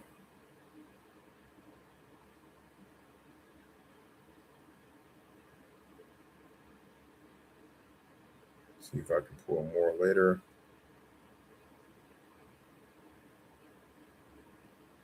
And made my campaign on my text campaign. Any pictures? Okay. Let me call Marshall back because he didn't respond. He don't be responding to the text messages like that. See about getting in Howden.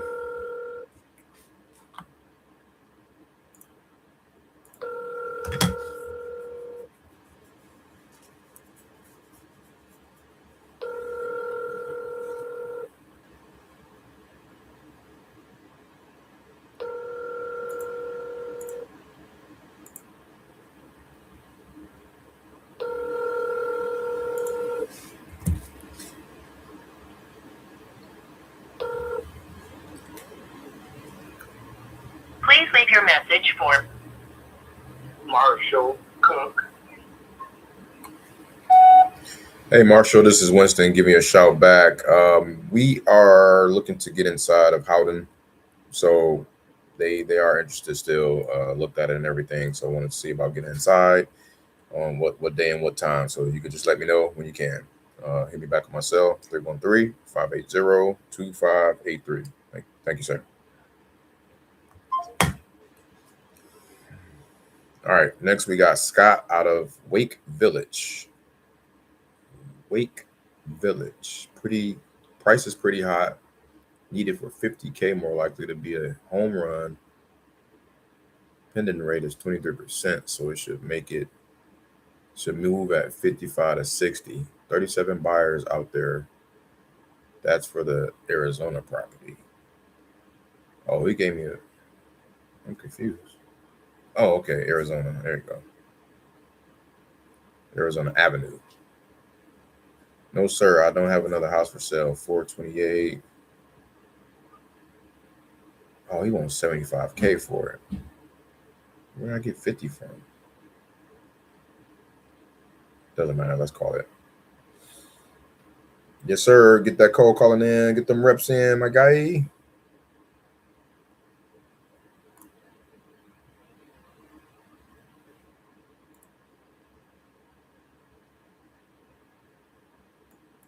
Oh, this house is nice and boring, but I like it. Got a metal roof on it too. Hello. You on live? I'm on live, baby. What up? 313 Detroit. She always got to represent, man. Mom said, what up? Doe. 313 Detroit. He's funny. All right, we're calling out for Scott. Your call has been forwarded to voicemail. The person you're trying to reach is not available. At the tone, please record your message.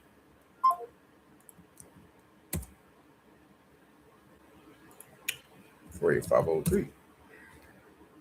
That's double tap Scott.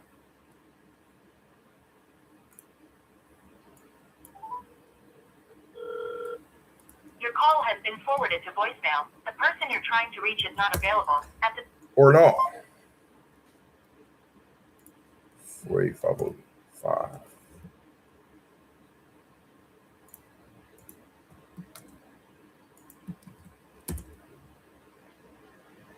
$4503.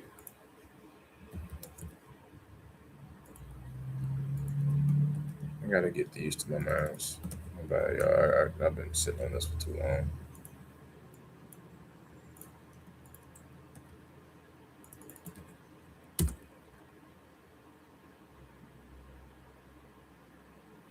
You about to call for people for webs that want to buy websites?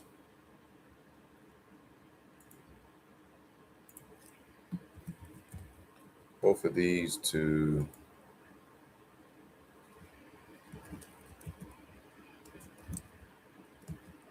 electric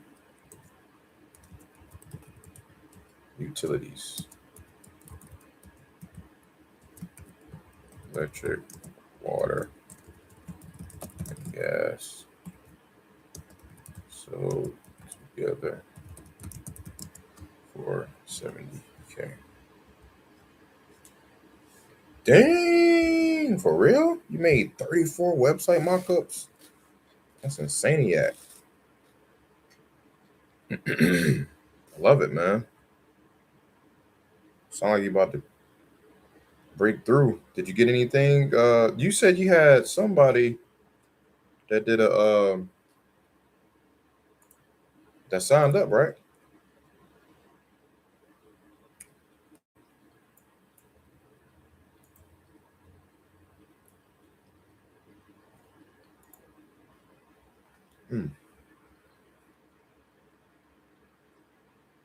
Let me just share this with them. I'll just have to upload the pictures later.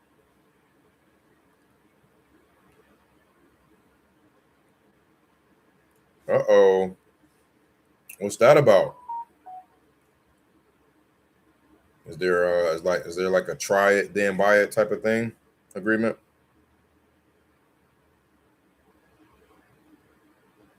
Or is there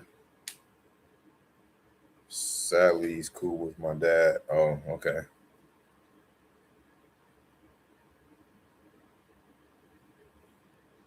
But yeah, he still gotta pay though, man. Unless dad was like, nah. What?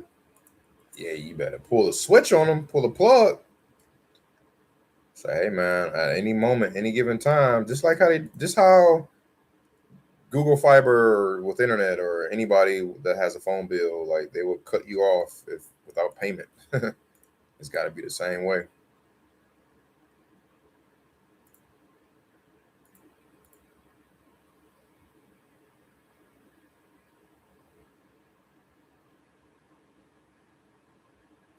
Yeah.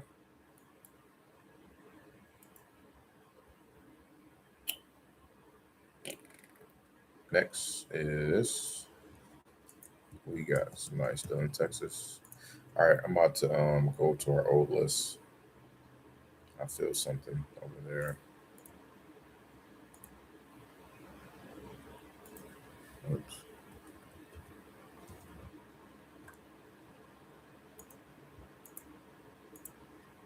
But yeah, man, I will call some folks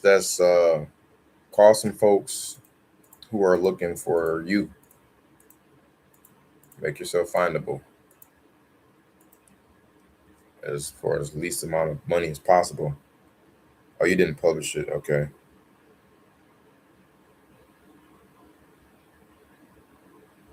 I see.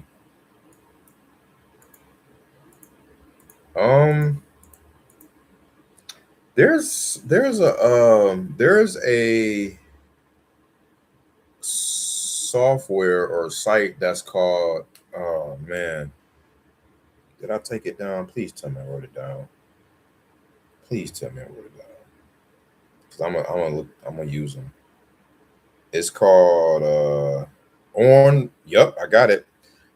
Onboardly.app. ON B as in Bravo, R as in Roger, D as in Delta, ly.app.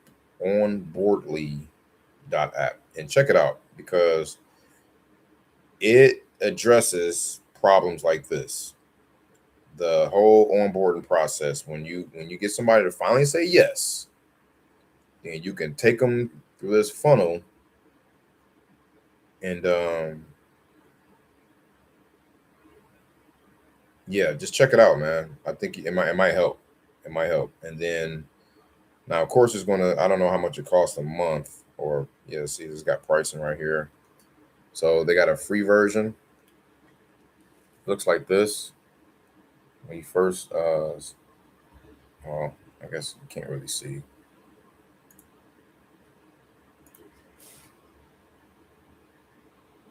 Wait. My bad.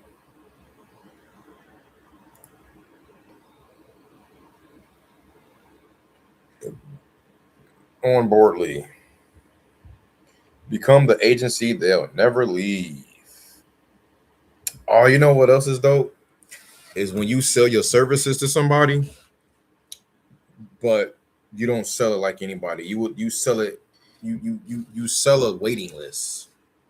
You say, yeah, join my waiting list, right? Get on the wait list. Because for some reason, people like with our psyche, man, we like to like either feel or have stuff that's like exclusive. We like to feel exclusive, or we like to have something that's exclusive. And the psyche behind, not just giving it to them on a platter, but rather, hey, join my wait list. Again, it's just there's value in that, and I can see it. You know what I'm saying? So that's another thing to maybe try out, the join waitlist thing. And they talk about the join the waitlist in that onboardly, I think. So that's pretty dope. 18x ROI from client retention. So give or take, check it out. Use your best judgment. Take it with a grain of salt here and there as well, because this probably is like a new thing that somebody created with AI, like everything else. Yeah, 2026, all rights reserved. So somebody probably just made this business, or you make it yourself. Go to Claude. I like doing that now. Sometimes I like go to Claude or go to whatever hell, ChatGPT, Google, all that stuff, and just say, look, create me an app that does everything you were just checking out. So this create me an onboarding dashboard, right? That I can immediately push to my client after they say yes. Here are the services that I sell. Here are the products that I sell. All right. Include the Stripe link, connect the API Stripe link, yada, yada, yada, yada, yada. And, my objective, my goal is to make onboarding seamless, because the thing is, when people say yes, they want something immediately. They want to pay for something, and then they want to see the thing in action as quick as possible sometimes. So, and then I heard about, like, in the B2B world, I wouldn't really recommend this, but a founder had made them pay a $5,000 deposit and said that if they don't roll out that service, like if they don't get their team to go ahead and deploy that service, then that 5K deposit, they don't like lose it, but they, like, the person who's selling the service, the founder, they use it to hire their personnel, their engineers, their team to then deploy it for them. It's crazy. I was like, that's kind of gangster, but damn, I don't know what to think about that. But yeah, that you got stuff like that happening, because some people just be like too much into their business, they forget they even bought from you, or they're just in the trenches and they don't take the time out to test out that new toy, right? They put it on the shelf and they get to it when they get to it, right? So try to put yourself in their shoes and see like the best way that you can pivot with that. Hope that helps.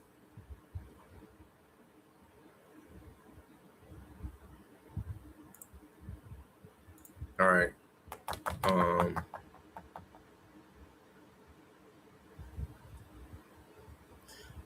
Yeah, that's interesting too. That is interesting too. I think a lot of businesses saying yes, but then they get back to you. I think yeah, like maybe the proof of concept, or maybe maybe did you sell them on more the product, or did you sell them more on the transformation, the result that desired result what they're going to get from having your product? Yeah and nay. I don't know. It could be, hey, whatever you think, you're right. How about that? If you think that, then you might be right. If you think otherwise, you might be right. You really don't know. Depending on what I mean, it depends on what all your energy you're putting in.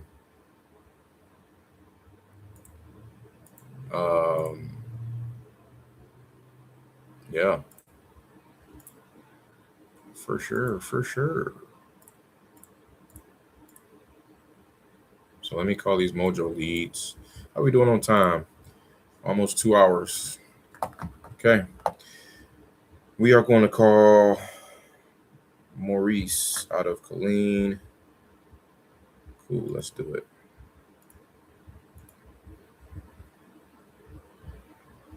Ooh, let's call some Houston. I see some Houston in here. Shout out to Houston, Texas. Howto, Houston. All right. Can I double click this? Celso is his name. Celso.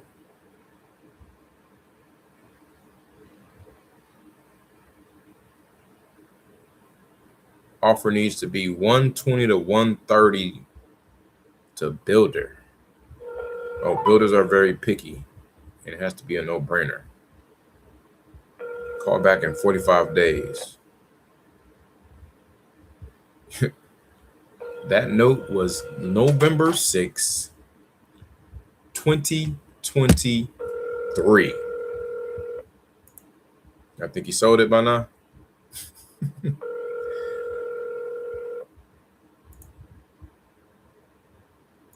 Your call has been forwarded to an automated. His estimate crept up a little bit on it since then. Oh, he had it listed for sale for 210. Damn. Double tap.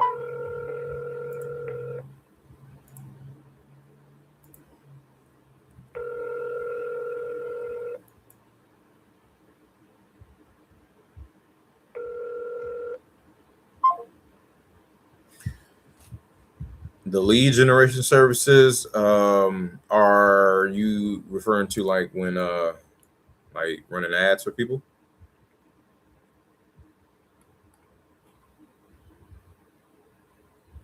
I think Manus is pretty good at that too. Manus can do a full, what's the name? They can provide leads for you.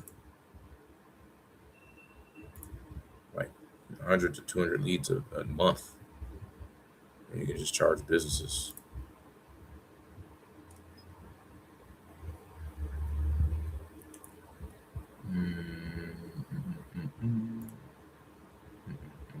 Follow up. All right, so that was 13. Next, Chris the brother. Okay. Spoke with Chris, who's Devin brother, said he will text me email address of all the lots he wishes to sell.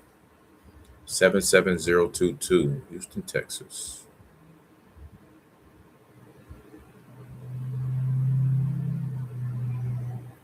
He's like, man, if y'all ain't sold these lots by now. Hi. I'll see if this person is available. He's calling for Chris.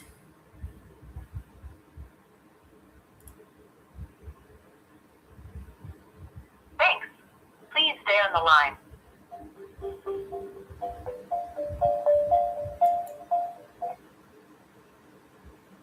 Hello? Hey, Chris, how you doing, man?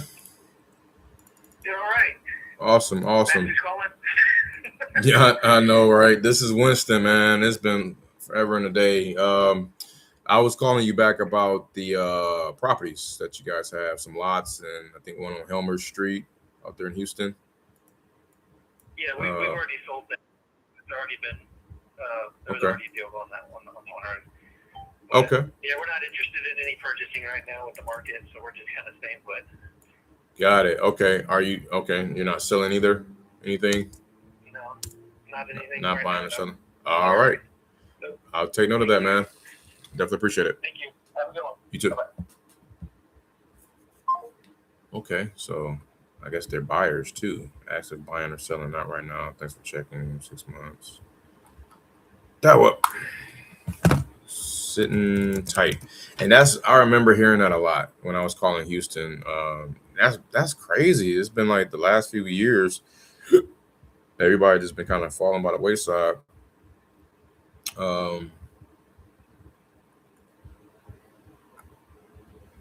Okay.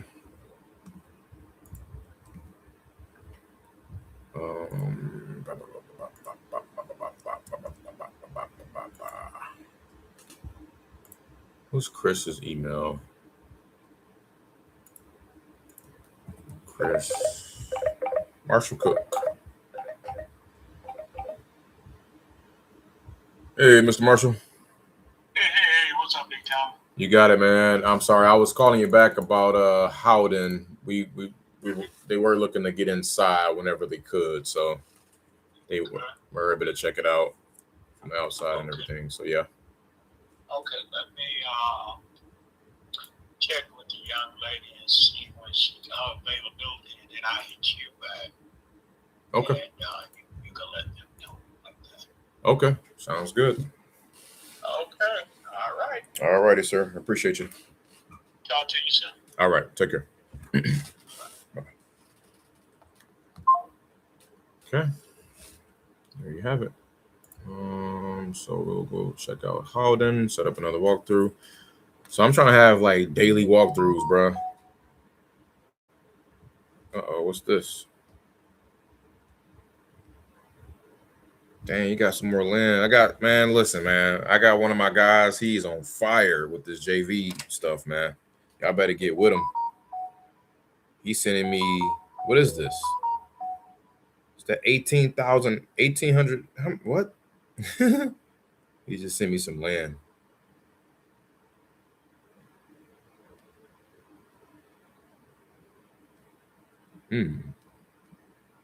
I'll let him explain before I tap in.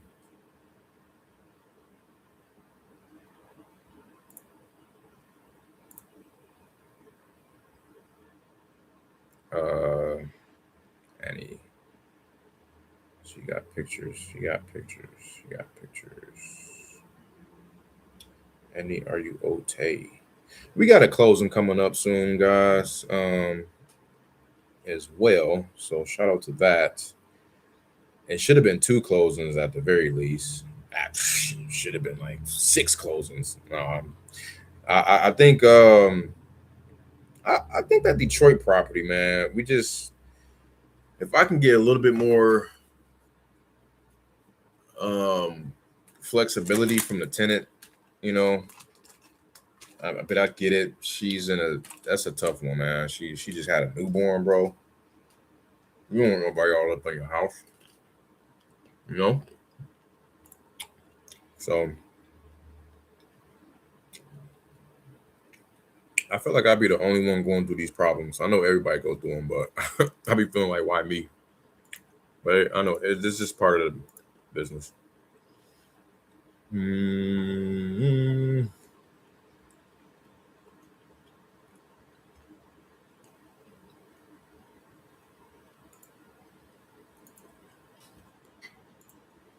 gotta at least check these out before I send them off.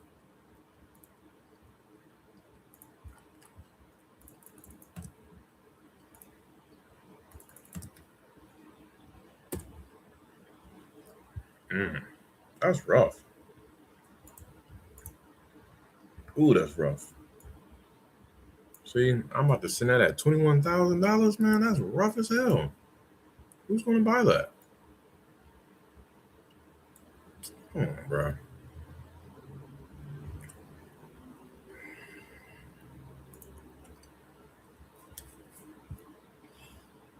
She's asking 21. I see a 3K, a 12K. I see a 25 and a 55. What's the criteria you look for a property to find a buyer quickly?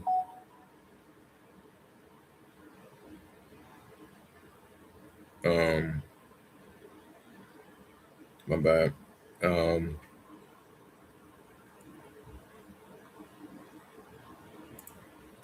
What was that?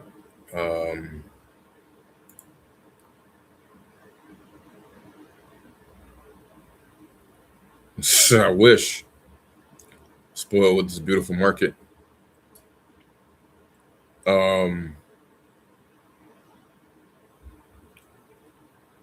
No, I might be spoiled with at bats. I'll give you that.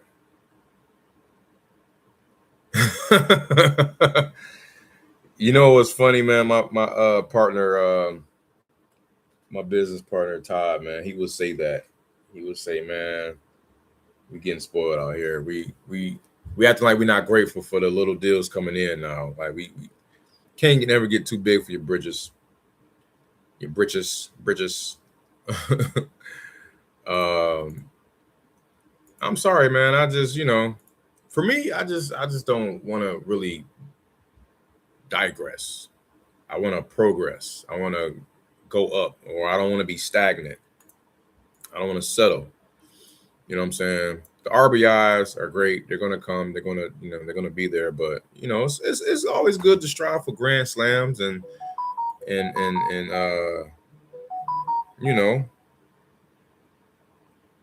home runs, grand slams, and all that good stuff. And the fact that it just be like, I don't know, man. Like this business, like it can get you, man. It can get you. I'd be tired, man. I work hard mentally. May not work hard physically in this business, but mentally, boy, whole different ball game. Yeah, this is a no for me. This is way too no.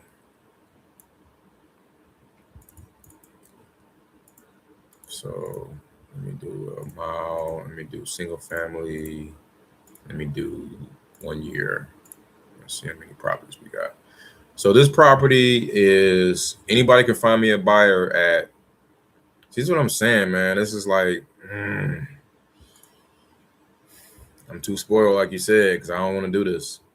I got 7 properties, but I will stand a chance to barely hit like $3,000, but $3,000 on each though. That's nice. I mean, that's 21K. However, they all will have to be a perfect storm to close, which is like, and I'm not even like, that's what I'm saying. Like, I'm not even, I've done a thing where I don't even be trying to get rich on these deals.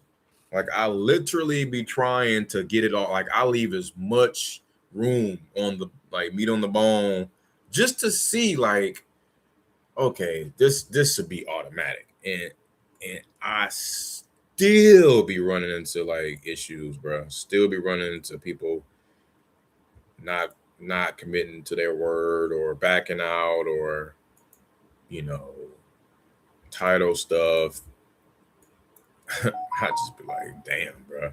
I might as well go rip a 6-figure deal and fail at that.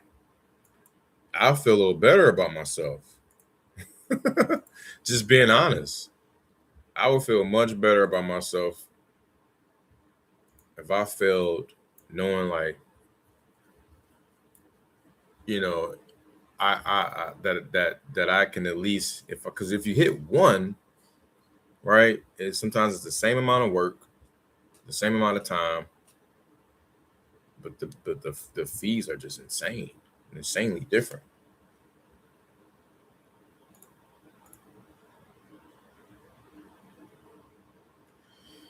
Shit, man. I always put the link in here, man.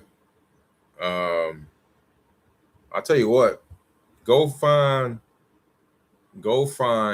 some properties and well, look, go to Zillow and type in ooh, I bet my frat brother worked for the post office. He be telling me stuff like that too.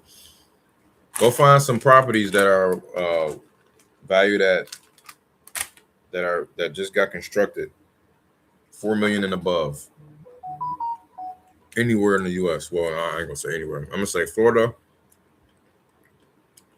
Arizona, Utah, Texas,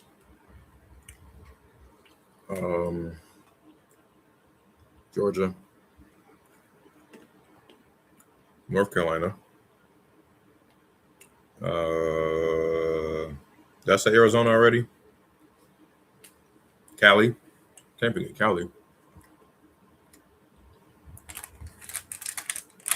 And yeah, just those for now.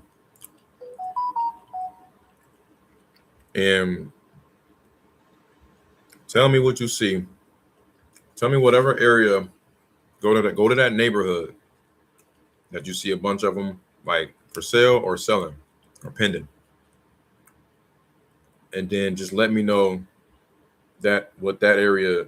I need the zip code and neighborhood, like I'll more than likely need the subdivision of that area. I'll try not to go outside that subdivision, but I will hand pick a list in that area and beat the block. I will market to that area like there's no tomorrow. I have a workflow campaign ready to go,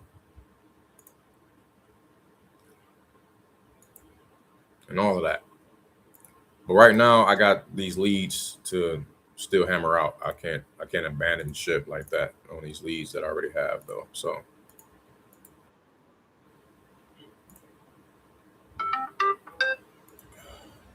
let me send this to Chris.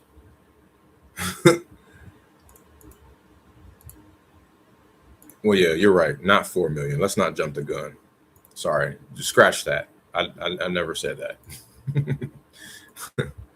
Let's not jump the gun here.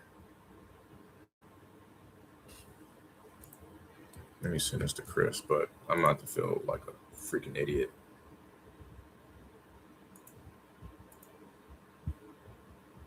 Where's that one on Stalker? Yeah, I gotta get the Stalker one over there. 22 Stalker. There it is. 39.5.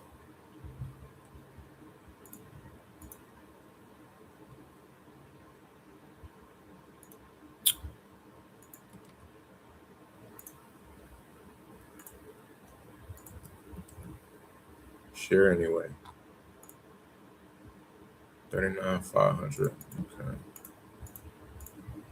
Hold on, y'all. 39,500.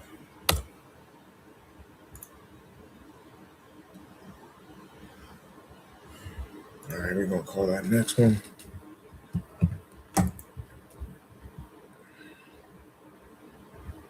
How do you dispo this? Details. I forgot how to use this system. Anyway, we're gonna call the next one. Kavan spoke to Alariza, wants 250 now. Claims because Texas Dot will be acquiring all of the properties along the freeway and possibly paying more for those lots. Not motivated. Okay, that's no fun.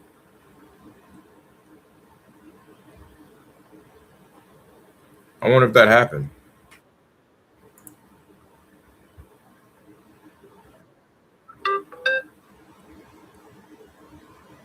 Listing removed. That was in 2022. Sorry, let's see. I'm about to just call him.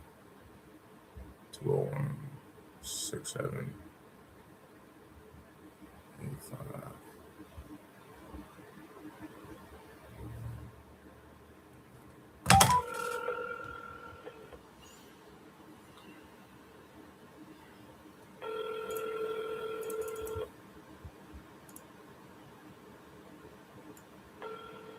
Do I still got Houston access MLS? Let's see.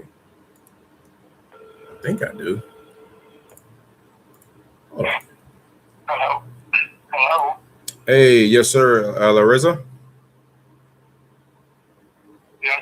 How you doing, man? This is Winston calling you back. It's been a little while. I was reaching out to you about the lot there on Leon Street. Yes, So sir. that was sold 2 years ago. So you did sell it. Okay. I was just double checking. Did you have anything else? Oh, never mind. I really was just trying to pivot, see if you had anything else. 77009. Oh my God. That's the zip code we did the 33K deal in, man. I tried to pull everything under the sun in that zip. It was a lot that wasn't but freaking 7,500 square feet or so.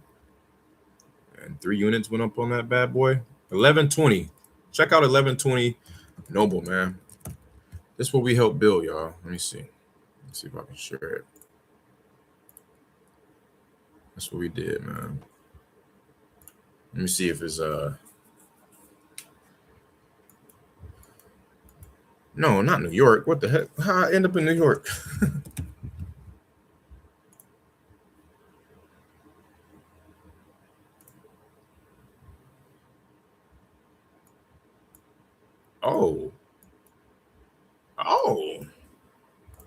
Oh, they did they thug thizzle. Oh, they slapped 4 on there.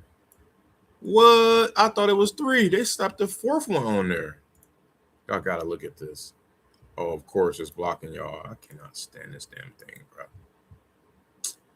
So annoying, man.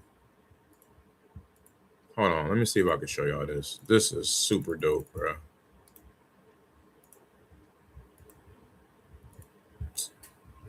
Come on, dog. Jesus Christ, man.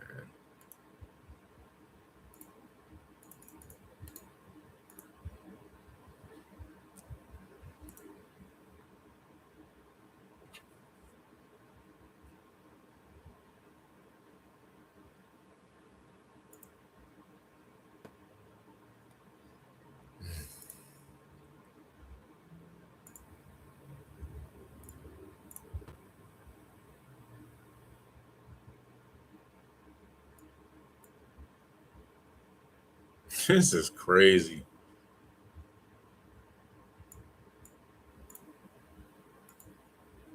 It's like, it's so like, what is the word? It's contradicting. Like, it's like, I'm only using your service, Google. Like, YouTube is on my Google. I'm on Google Maps. It's public info. Anybody can type in the Google search what I'm looking at. That's what's crazy to me. And I'm just simply trying to show y'all a Google Map view. Oh, God. No fun, man. Dang, I didn't know they did something down the road, too. That's the type of stuff I'm talking about, man. Oh, let me get out of here. I wonder if it's because I got too many windows open.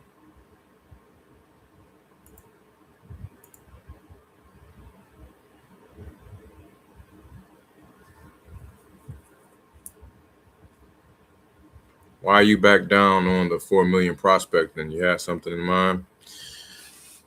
No, I'm not really backing down on it.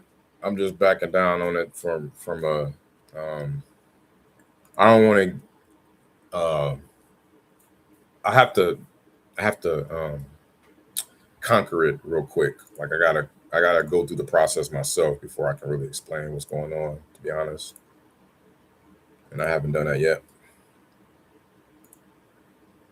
Definitely has something in mind though. Can't wait. So these are sold. Put these in sold. Sold already. I forgot to go back to other ones and put those out of sold.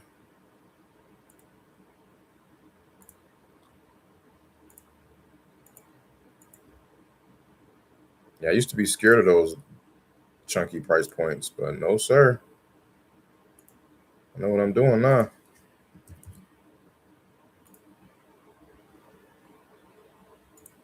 And that webinar I was on just confirmed it. What?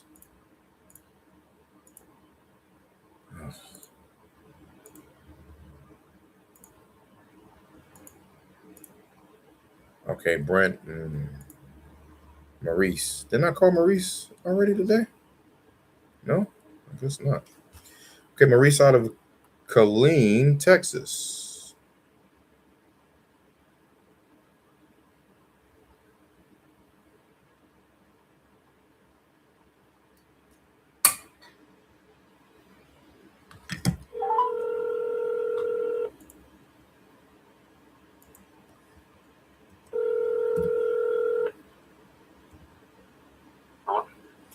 Hey, Maurice, how you doing?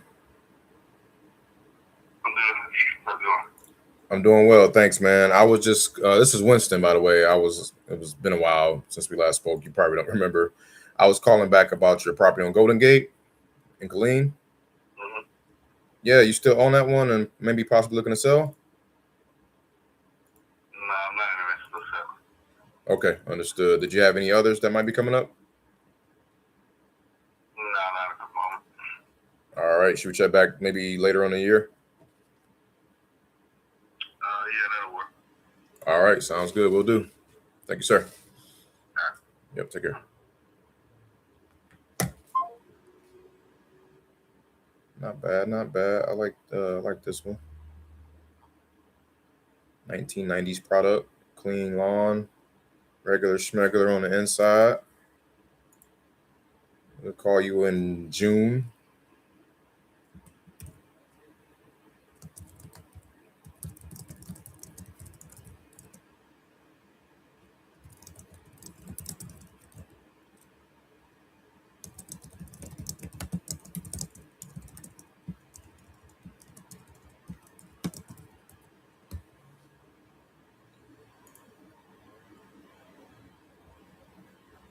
Yeah, no, that's cool.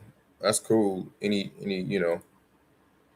like I said, the markets that I'm in, it's a ton of action, a ton of buyers, and a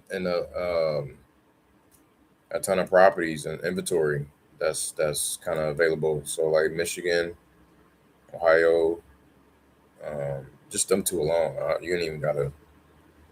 I actually still got so many lists that I have to upload that I ain't even touched yet, man.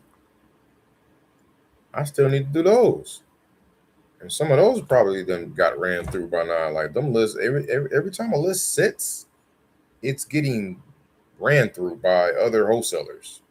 Like the longer you sit on it, because I pulled that list back in freaking July, September. I still haven't loaded it.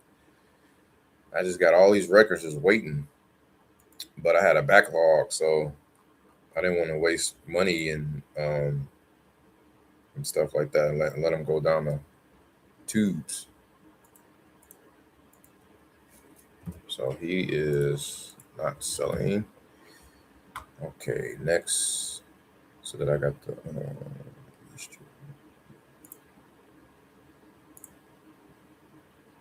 so the callback is going to be what happened? I think I gotta make a new one. Yep. Are you in June? I'm gonna get a little bit more hotter. A little bit more hotter. A little hotter. All right, next we got Kenneth in Temple, Texas. These are some mid-low ARV areas, 50 to 100 and 50 to 180, 200K ish.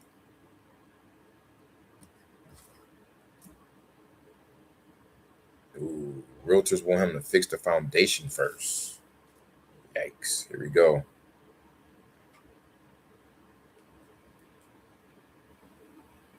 Oh man! All right, hold on. Let me call this person and I'm gonna get the link ready.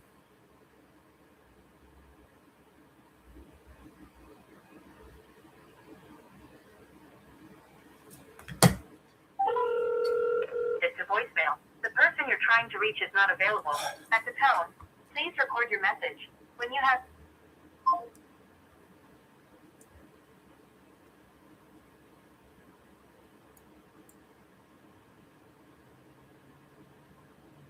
trying to hold on. Let me call that person back. Double tap that real quick. They out of Mississippi, but property is in Temple, Texas.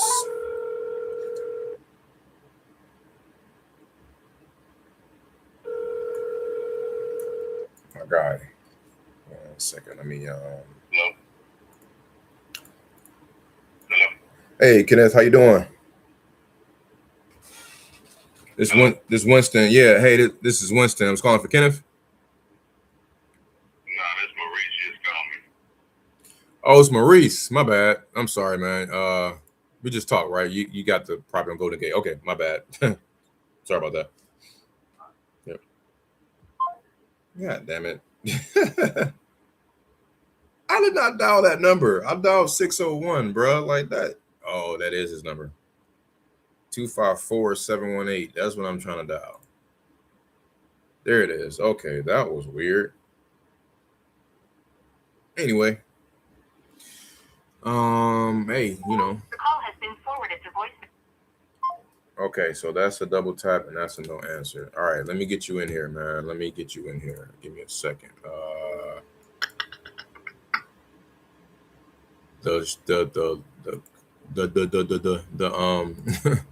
What's the name is in the show notes, but I don't have the freaking link live with me. Hold on 1 second. See if I can pull that bad boy up.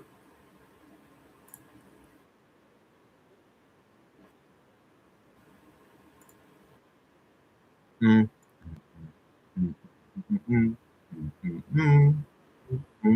right, I'm in there. Oh, I got you. I got it hooked up to my speaker.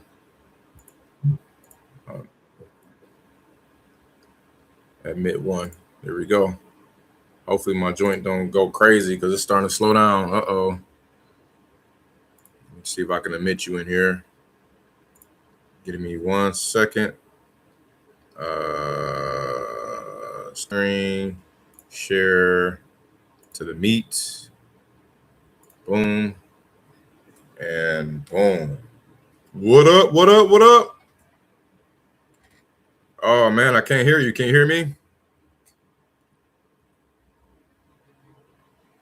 Oh, man, and then people can't see us either. Hold on. Can you hear me now? There you go. Yes, sir. Yeah, perfect. Sorry, just had to What's connect going on, my my guy? microphone. Yo, what's up, dude? So I just had some questions to ask you real quick to clarify this. So Yep. how do you find realtors to actually buy the property? Like, let's say I had the contract ready and I'm trying to find realtors. Mm-hmm. Where would I find them? You have the contract ready, and you want to find realtors for what? To help you find buyers or to help you with something in particular? What do you need them to do? I want them to be able to like give me, I guess, qualified leads to help me flip the contract. Okay, got you. So that's a good question and a good strategy. So because they always have buyers in their arsenal, right? They always got people that they work with, investors and stuff. So yeah, you can find realtors by literally typing in the address of the whatever property you got. Typing in Redfin. I like to use Redfin a lot. So, you know, type in that address. I think we can kind of do a live example. Let's just kind of do that. That makes sense. Let me hold on 1 second. Let me get on Redfin. See if I can share my screen. So that's going to be better. Yep, there it is. All right, so I'm just about to take a random one, like the one I was trying to show y'all earlier, that the one we closed in Houston. So if I type this one in, you know, Houston, Texas, right? So boom. Man, that's crazy. They did their thing, man. They did their thing. Okay, so this is the builder I sold to. But anyway, I come in here. You see this map? Mm-hmm. Boom, I click on that. Then I click on nearby homes for sale. Hopefully you're able to follow there. Oh, it's probably not showing. Let me see if I can get on here. Does it show you does it show you the map of the properties now or no? Mm-hmm. Yeah, it does. There it is. Okay.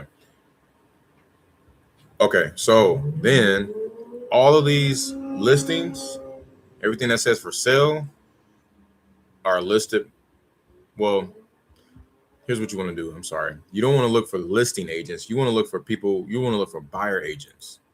So you will come and click on what's sold, right? Damn, it's not that many sales. Let's see. I just try to get as many realtors to pop up as possible. And then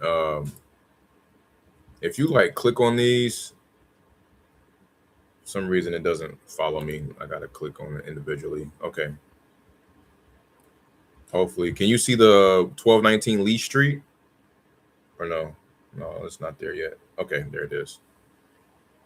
1219 Lee Street, right? So this is that property. It's going to, if you scroll down, it's going to have listing by Cynthia Mullins, and then it's going to also have bought with Danny Foster, right? Mm-hmm. So they're bought with Danny Foster is who you want to look up. South House Living LLC. So I will take that, right click it up, search Google on them. So once I search Google, it's going to take me to Danny Foster's Google front page here. And then I just, I'll probably like click on that first one, for example. Boom, there's his contact. Yep. So I just do that every single time. So that's what I'm saying. You can, or you could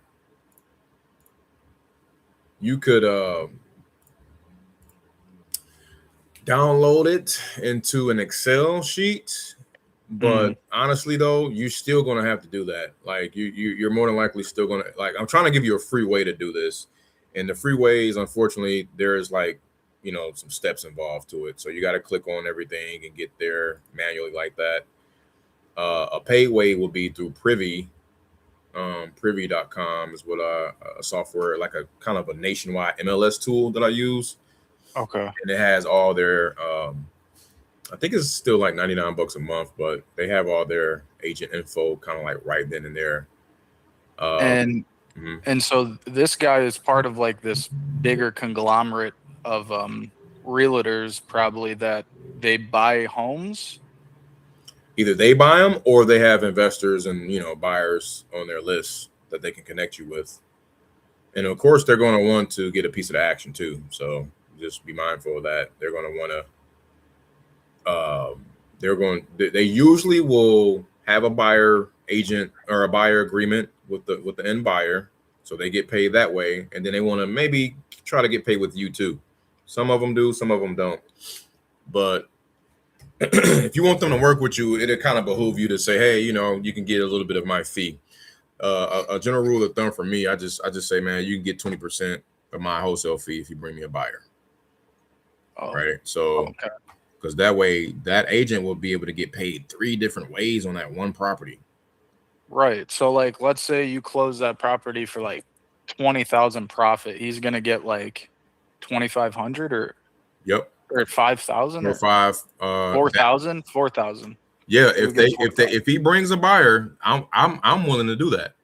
But you can say something else. You can give him whatever you want. But a general rule of thumb for me, I give you 20% if you bring me a buyer. How does he find the buyer? He like they always work with them. Like you see how I found him? Oh, it's because he's in that area already. Yeah. He's already in that area, beating the pavement. He's familiar with all the properties and everything. So he'll write your name down and be like, this guy's willing to give me 20%. And then as he's talking to these other clients, he'll tell them, hey, I got a good property here too, I know about, if you want to check into that. And then if they end up buying it, he makes a quick profit. Doesn't take him any work. Oh, okay. That's what I'm saying. Yeah, like that's awesome. A layup for him. Like, holy crap. Yeah, it's like this guy can have so many buyers in his back pocket that he can present your property to, and knowing that he gets 20% of your fee plus whatever buyer agent agreement he has. He probably has like 3% of the purchase price baked in as a listing agreement, and plus whenever the buyer flips it, he can list it again and get commission from the sale of that property once it's flipped. So it's like he gets paid 3 times. It will behoove him to work with you. But so what would you recommend me to do? You know that I'm a newbie. I know nothing you know, basically, other than what I already learned from ChatGPT and you, what market would be a good start price? Like what market would you tell me to look into? Florida, Arizona, Yeah. Ohio? I mean, I'm in the Ohio market right now. I This is see where the I Browns, live. man. Yeah, I love my Okay. Browns. That's a solid market, actually. Okay. I would say, because I've been in what parts of Ohio? I've been in like I like the secondary markets, man. So Oh, okay. basically, yeah, go outside of the suburbs or an hour away from all the major markets. So like Cuyahoga Falls, Yeah. maybe Mansfield. Yep. There you You go. like those markets? Ashland, Mansfield. I'm trying to go up there. Canton, North Canton. No, Yep. I don't know about You that. could You do like Canton. North Canton? You could do Canton. Okay, I know because it's kind of big Akron, up there, but I've done a Akron is deal in kind of Canton. like Akron's a little rougher, so maybe Canton would be better. But the thing is, though, what you want to do too is still look up how many properties are pending versus how many are active. That's going to tell you everything too. So where's Ohio, man? I'm trying to find it. There it is. Sheesh. So if we go in Ohio, so Columbus is obviously a huge market. So let's just go north of it. Like you said, Mansfield, right? Let's see, Mansfield. I'm gonna just oh, you're not looking at my screen. God dang it. Yeah, Sorry. I'm looking. Oh, there we go. It wasn't Well, updating. I guess the channel wasn't following me. Okay. Okay. So here's Mansfield. Okay. What I want to do is check out houses that are for sale. So in this whole pocket, this is Mansfield, Ohio. 286 homes are listed for sale. Great. Now what I do next is come and see how many are unclick active and click pending. Woo! Look at that. 185 homes pending, bruh. So 185 homes pending. And then how much was active? 286, we said? 286 homes active. I'm just writing this down so I can do the calculation. You want to be, the ratio of that math, you want it to be above like 35, 40%. Then those are signs of a healthy market you should be in. So if I take 185 and divide it by 286, bruh, I get 64%. Wow. So 64%, that tells you that products like inventory is moving and buyers are there and they're happy. They're flippers are there, investors are there. They know that they can come in and fix and flip something and they can sell it. They don't have to worry about it sitting forever. Okay, so that's Mansfield? That's Mansfield, yes. Mansfield. Let me see. Yep, Mansfield, Ohio. And all around it, whatever what's that, the heights. And so I will pull a list. You can go to propwire.com. Remember that? Propwire. I need to write that down. Propwire. Yep. Basically, Propwire. I got it already saved. And I don't know if it's following me. Okay. Yep, it is now. So you type in Mansfield, Ohio. Did I spell that right? Mansfield. What's your leads? It said lead types. What do you put in that? So yeah, that's where we get to next. So you want to find absentee owners. Do you want to find people who are going through bankruptcy? So I'm trying to tell you about free stuff. So the free stuff is going to be whatever doesn't have like a premium, buy it, or gold, or that stuff you got to pay for. So mainly the absentee owners is like the number one that's like my bread and butter. That's my go-to. If you click on that, then boom. Or you got empty nesters.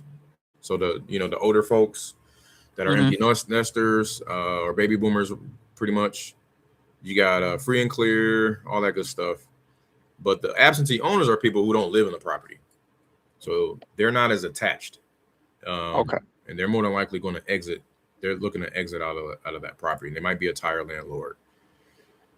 So they're more willing to do business with someone like me, right? That there you go. Is going to do $100 earnest money deposit. There you go. Shout out to what Gabo just said. Some states do require licensing, so you got to be careful with that. You said Okay. you know, hit up your our favorite partner now in crime, ChatGPT or whatever, and see, make sure that there are no state regulations coming down on wholesaling. Just to name a few: South Carolina, Oklahoma, Oregon.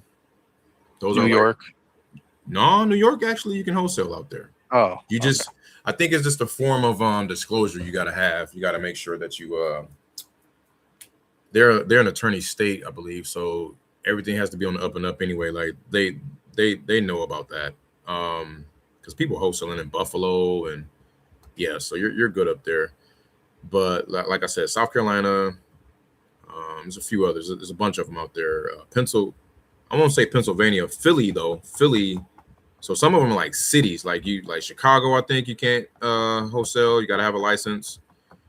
But I will go to Jerry Norton because he have all of the updates on every market. So look up Jerry Norton on YouTube, and then type in where wholesale is legal, legal wholesaling markets. okay. Legal wholesaling markets. But I will for sure start where you're kind of your backyard here in Mansfield, for example. But what I was going to say, so yeah, that's it. You got property types. You got single family. You got all this here, land, and so whatever you want to do. I guess, like you say, you know, if you're just starting out, maybe just do single family. So now we got 7,700 results. Now you get 10,000 per month. So you got to be careful. Make sure you got a good solid list. And then you go to more filters here. So this is where you can see, this is where you can really kind of dumb it down. If you want it to be, you know, older homes, like you don't want anything newer than 1990, you know, and you don't want anything that's bigger than a freaking acre, right? 43,560 square feet. That's the size of an acre. You know, that's an example I'm just doing. So that nails it down to 5,700. And then you can go deeper.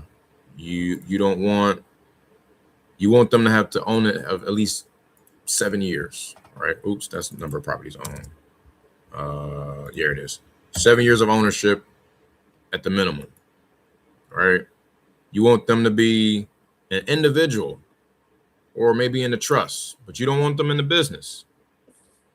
Sometimes people do pick business. I've done both. I've done business with both, but it's just harder and more unlikely that a business and LLC they're gonna be in buying mode for the most part. Right. They want cash up front, probably. Yeah. I mean, they want retail. Well, a lot of them want retail, but the businesses, the LLCs, the corporations, those are low likelihood to be the motivated seller you're looking for. Just put it that way. But you can try it if you want. But starting out, let's just waive it for now. Let's see how many that yields us. Ooh, that dropped down 1,800. So a good rule of thumb, honestly, you want to have volume, man. You want to have like close to 5,000 as much as possible. Because I think and then also depending on what you're doing, I don't know if you're cold calling or texting, but 5,000 is normally a solid. What'd you say there? Probably cold calling. Okay. Yep. So you can cold call a good list of 4 to 5,000, because that list is going to shrink some more once you start to get the duplicates out and all that stuff, because there's a lot of duplicate information, and then you're not going to have everybody's phone number, and then everybody's phone number is not going to be right. What's the criteria you look for to make sure a property is undervalued and you know that it's going to sell a little bit higher? That is a good question, but unfortunately, there is no single filter that can do that. I mean, because some of this stuff is not accurate. Like you try to create the value in here, like for example, price. If I come in here and put, I only want something that's priced below 100K or max is 100K. Like I don't use those because it's not really accurate. Unfortunately, there's no answer for that. You just have to play chess with these filters. You got to just kind of just, you know what I'm saying? You just got to know that these people are more than likely going to sell. And they have houses that need help or need love, need fixing up. So that's how you find your lower price point values. What else? That's mainly it. I kind of leave the rest of it open. And then I make sure it's nothing listed. MLS filters. Yeah, you don't have to worry about that. Foreclosure. I wouldn't worry about that right now.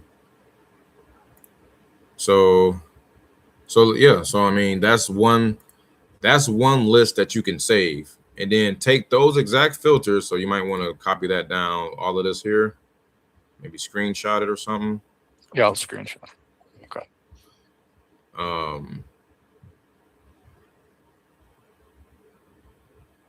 And basically take it to another market in Ohio and do the same thing and keep stacking it until you use up your 10,000 a month or 5,000. Start off with 5,000. So what else you got? Mansfield. Akron is rough, but it's still some activity. Let me see. Area, I think that was one. My last check. Youngstown, I heard, is kind of like a growing market. In the right side. I just don't know how much they're growing. I see they have a lot of cheap houses. Yeah. But I don't know the shape of them. They might be damaged. No, 100%. You know, so I mean, you said that market's like pending a lot. What does a lot of pending mean? Does that mean there's just a lot of activity? Pending is they're under contract. Pending mean it's under contract. It's almost set to close. Oh, it's just it's like somebody's going through their inspection period, like we do, right? It's like they're on the way to get all the eggs in a row to close on that deal. So if a market has a lot of pending, that means typically a lot of people are looking into that area. For sure. Okay. Healthy signs of a market. So, because you have markets that have a ton of actives and then like 100 actives and then only like 10, 11, 13 pending. Like, get out of there fast. Don't go to that type of market. Like, for real. Just run. Yeah, just run, man. You have a big headache. Trust me. So yeah, that's how you do that. And then, like I said, just kind of and use chat. Say, hey man, give me the 5 best secondary markets to wholesale in, and make sure that there's a lot of pending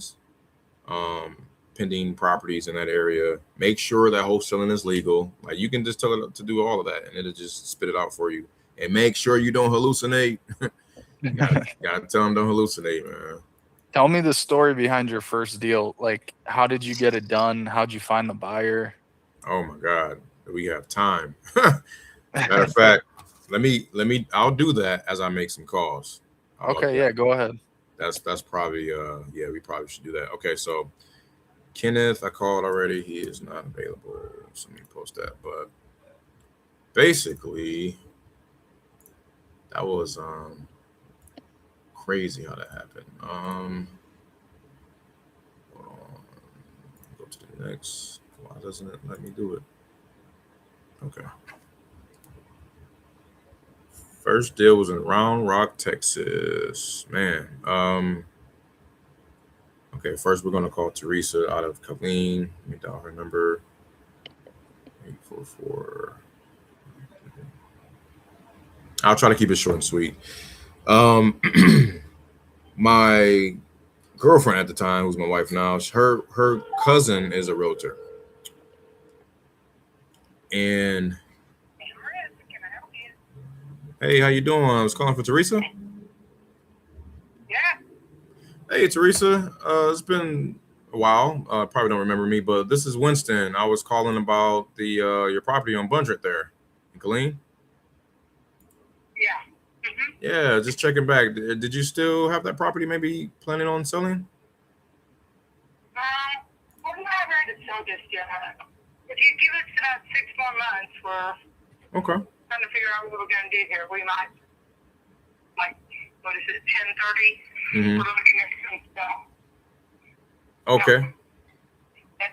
Okay. Okay. So about 6 more months or so. Got it. All right. Anything I can do to help in the meantime? Is there something in particular that you guys were looking to get done? Not right now. We're looking at some property closer to us so we can keep up with it. But, yeah. Okay. You say looking at some property where now, you say? I'm sorry? Lockhart. Oh, in Lockhart. Got it. Gonzales, DeCarlo County, things like that. Uh-huh. Okay. And right now, property's going, it's going through the roof. So Of course. looking for, you know, if you're going to 1031 it, you got to find something that Yeah. you can, yeah. I got you. I got you. Yeah. Okay, fine. That's where we're at. I could put some fillers out there. I mean, if I come across anything, I'll be sure to maybe give you a call and let you know what I can find. Something that could be up your wheelhouse. Okay. You want to just tell me, you can text me like some of the specs, anything in particular you're looking for, and I can check it out for you. Okay. Well, I appreciate it. Thank you. Of course. Absolutely. I'll be in touch with you, Teresa. All right. Thank you. All right. Thank Bye-bye. you. Take care. All right.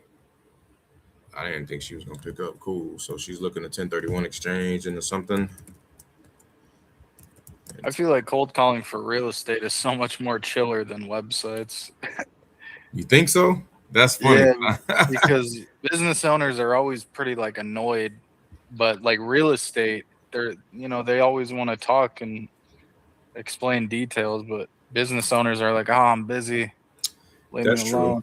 That is, Like, I can see that. A lot of B2B is strictly to the point for B2B. yeah. Well, real estate is B2B, but it's kind of a B2C. Like when you're calling a seller, they're not as strict for time like a business would be. So I get it. Yeah. I need to stay in front of her. And then I'm going to text her my digital contact card. Hold on 1 second. That's the wrong person. 512. Hey, Teresa, here is my digital contact card as well. Thanks. Put that in there.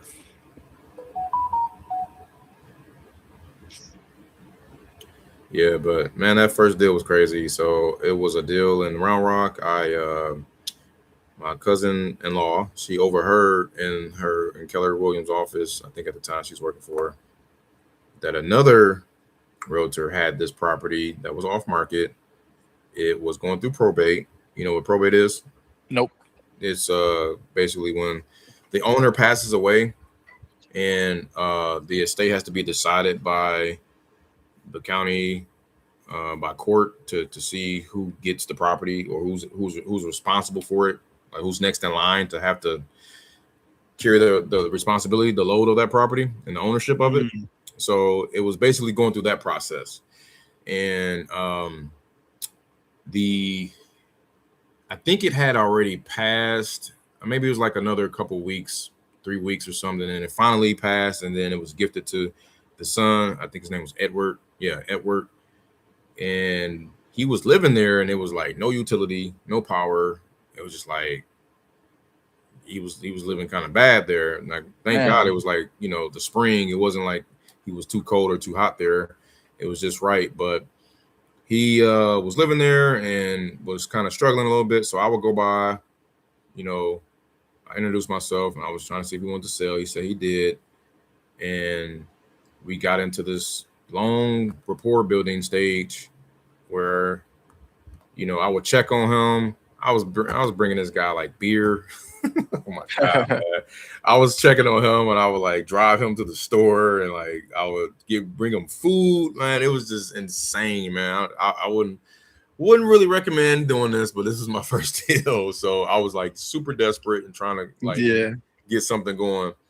I would do the same thing. Yeah, man. Like, so I really would. And I didn't even have a car myself. Like, I was like driving my freaking wife's car. Like, it was like so bad, man. It was bad times. But anyway, so helping him out, and this was like for about a month, and then finally, once the probate thing cleared up, like the title company, I ended up getting under contract for like 60. I'm gonna make up some numbers because I can't remember. I think it was like 60,000. House was worth like 185 fixed up, so it was a great deal. Wow. And the buyer, I was working for this buyer because I like threw some spaghetti and she was stuck, like, and he chewed me out. He was like, "Dude, what is this?" I tried to sell him an MLS deal. That I tried to mark up a deal that was listed. Like, don't ever do that. That was so dumb. But I took action. I didn't care, and he ended up telling me how to really do it. So I was like, "Look, man, I got a deal. Finally, this is off market. This is what you're looking for." He was like, "Great, yes." And I presented it to him for like 85. So it would have been like 20K, 25K, or something like that. Wow. So that's big money, man. For my first one, right? But fast forward, and I'm skipping a lot of details, but he ended up having a stepbrother in Germany, of all places. In freaking Germany. So we couldn't, so the deal stalled, like it stalled like 3, 4, 5 times, man. And this was like the third time it stalled. So we got to get a hold of him after them trying to pull title and get all that cleared. And they basically had to mail him, an affidavit of heirship to sign off on. So he wouldn't. He wouldn't sign it. He was like, "What is this? What's going on?" He was confused, and he just didn't want to be a part of it. So I'm like, damn, here we go, another hiccup. Like, I just kept running into brick walls.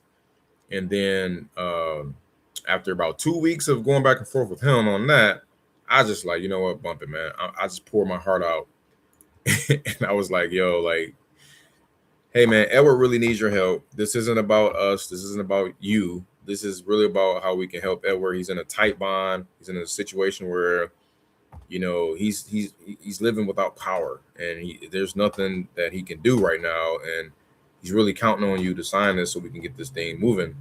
And some other words I said, and like 2 days later, he like, "Okay, I'll sign it." He finally signed. I was like, hell yeah. So let's go. I was so excited, man. So then I'm like, man, this is so close. It's like 25 grand, 20 grand. Yes, let's go.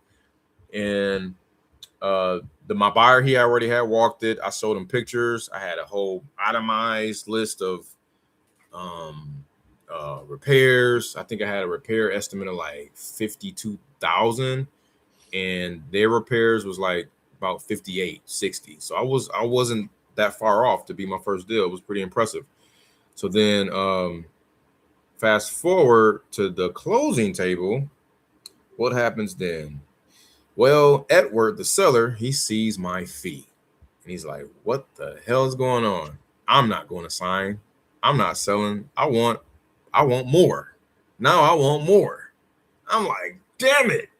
Like, because when you're about to close and you're about to sign, there's something called a HUD, settlement statement, and it shows what the buyer and the seller, all the numbers, right, divvied out, and it shows everything. And he saw that huge 20K assignment fee, all right, coming my way. I think it was really like 15K. Yeah, it ended up being, because I had him on the contract for 65 and tried to sell it for 80. Sorry. So it was like 15K. So he was like, "No, I want more." And I was like, damn. I ended up just slashing it in half, giving him more, and I walked away with an $8,750 check as my first deal, man. Cash moolah, and it felt so freaking great. and I was excited. And then for some reason, the next day, I bought a car, and then I got a job. Nice. Yeah, man, it was like so backwards. Like I mean, I got a job because I was in a search. I was looking for a job while I was doing this. So because I was on my lowest of lows, but it kind of hurt me a little bit because it took my focus off of trying to get more deals. So then so while I was working, it was so hard to get that next deal because I was inconsistent with my marketing, and it kind of hurt me. But it was a big learning process for sure. How did you get better at marketing yourself? Man, I started cold calling, man. Like you know, just started cold calling and pulling these lists, watching all these guys, Sean Terry, you know, he's an OG, Jerry Norton, all those guys, Max Maxwell at the time, Tyler Flipman. They will give all the information, all the details on how to look up stuff, and probably to this day still do. And then I just take that and run with it. I thought you were gonna market yourself like with social media or something, like not just on YouTube, like on Instagram and Facebook. Yeah, I know. I really didn't though. I was really up and down and inconsistent with my marketing around that time because I still didn't know much. Like, and I kept like, I don't know. I was listening to too many sources, and it's kind of dangerous when you're listening to like way too many different personalities. And you try and do what everybody's doing, so ended up being kind of inconsistent, and I was in and out. So yeah, I would just stick to one channel, one thing, just do cold calling. Okay, that person's busy. Just do cold calling and do this type of list, and then, you know, master that. You know what I'm saying? Before you move on to the next. Yeah, this has me super motivated, you know. And for sure. I don't know. Just sometimes people always pressure you and make you feel like you have to do a job or you have to go into these other forms of making money. But like this seems like the smartest way. I don't know. Like it's crazy, man, because it's not many other businesses like that it just your life or your lifestyle can literally change from one deal, man. It's crazy. Yeah. You know, so it's been pretty good to me, man. It's been bad to me and good to me. I'm gonna say it's been bad to me because of my mindset, how I do things. Again, I'm pointing the finger at myself, how some things have worked out because of me.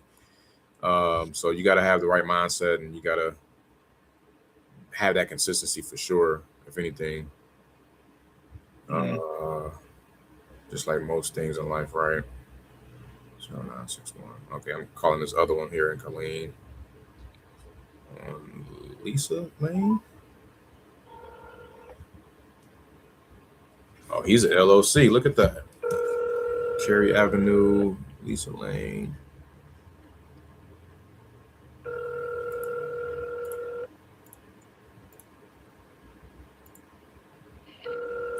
But yeah, man, one step at a time though, too, is another thing I recommend for you, because I know you know.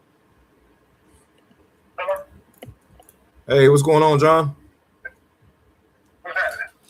You got it, man. This is Winston. You probably don't even remember me. It's been such a while, but I was calling back about your properties. You got one on Carrie, I think another one on Lisa.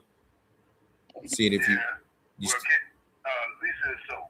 Okay, you sold Lisa. Got it. I'll update my records on that. Yeah. You still got Carrie? I'm keeping Carrie, bro. Okay. I got you. Did you were you I think you got something else in Harker Heights. Anything else that you plan on selling?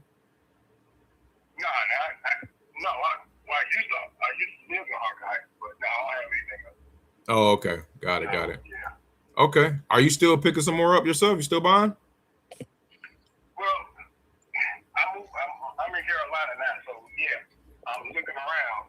Oh, okay. Checking some things out. So I'll see what's. I got at one point I had my eye on a piece of land. Mm-hmm. They had a pond in the back of it. Mm-hmm. That mother so real quick. Nice. You mean out there or in Killeen? No, in Carolina. In Carolina. Okay. Yeah. But Gotcha. I'm like you. I still wouldn't mind if I can find something that's there. I wouldn't mind, grabbing it. But Mm-hmm. I'm out this way now, so Nice. I'm looking first this way. Got it. Okay. I got some folks out there, man. What part of North Carolina you at? In Fayetteville, North Carolina, near Fort Bragg. Okay. Fayetteville. I'm basically at, Fayetteville, North Carolina. If you can't remember Fayetteville, just know Fort Bragg, the Army base. Fort Bragg. Bragg, B-R-A-G-G. Oh, got it. Okay. Fort Bragg. Got it. Yeah, because it used to be, through all this doggone politics, it was Fort Liberty, and they changed it back. I think they changed it back to Fort Bragg. So that's Right on. Okay. No, I got you. Appreciate that. No, if I find something, so you said mainly like some land, something kind of unique. It sounds like it's something for your primary residence or No, man. The intent, man, is what I was going to do with that was get it and talk to. I'm talking to I ain't talking to there's a manufacturer called Red Book Homes, okay. and what they do is if you got property, they'll build on your property. Oh, nice. So they're a builder. So yeah, they'll build on it, but what they were saying,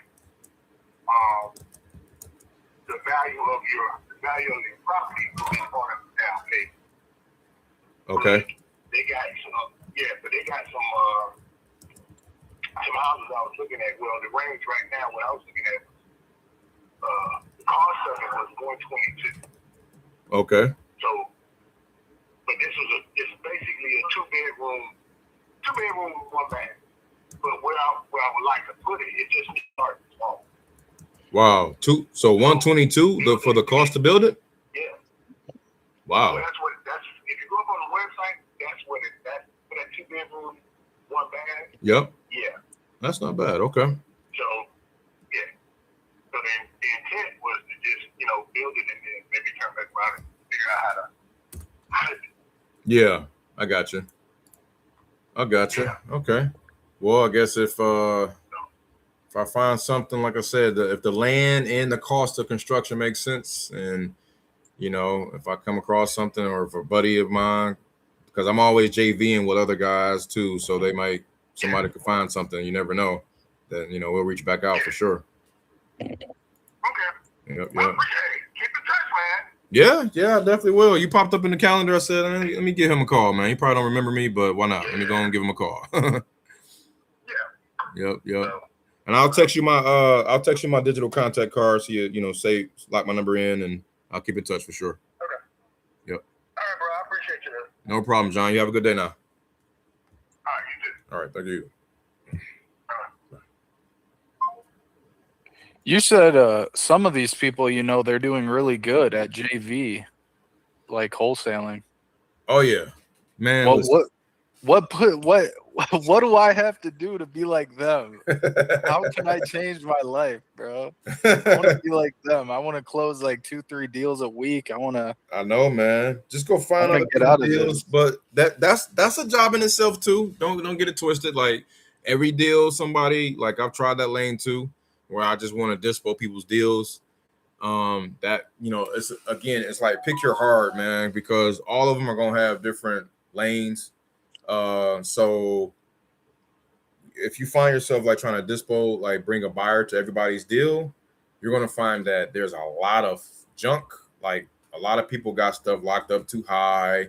It's not a good deal. It's not no buyers around, etc. Right? So yeah, but that's one piece of the pie. So there's 5 pieces of the pie in wholesaling. So there's the lead generation, there's the lead manager, right?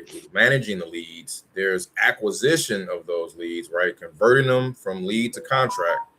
Then there's disposition of the leads. That's 4. And then the 5th is transaction coordination. So handling the paperwork with title and getting them to close and all that stuff. So when you're talking about JVing with people, you're doing half. You're doing dispo and TC, or you're just doing dispo, right?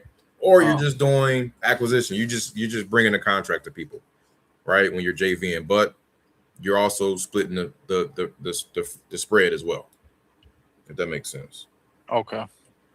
So, okay, JV dealing is different from just wholesaling by yourself. JV dealing is like, Yeah, it's half of the equation. Like two people coming together, doing one half of it and doing the other half, and bringing it all together. So oh, yeah, my guy, the dude that he was on here a few episodes ago. Now he's like, yeah, I saw him. yeah, he's bringing in stuff from. He just bought something else in big old pieces of land, and he got some stuff in Washington that's coming in too. So I gotta. Let me see what is this. How long has he been doing this? I'm not too sure. I think he kind of just started not too long ago as well. But so maybe he can give me some tips and pointers. let me see if he can jump on. Yeah, hit him up. You jump in the live. He's got to show me a few things. We're talking about you now.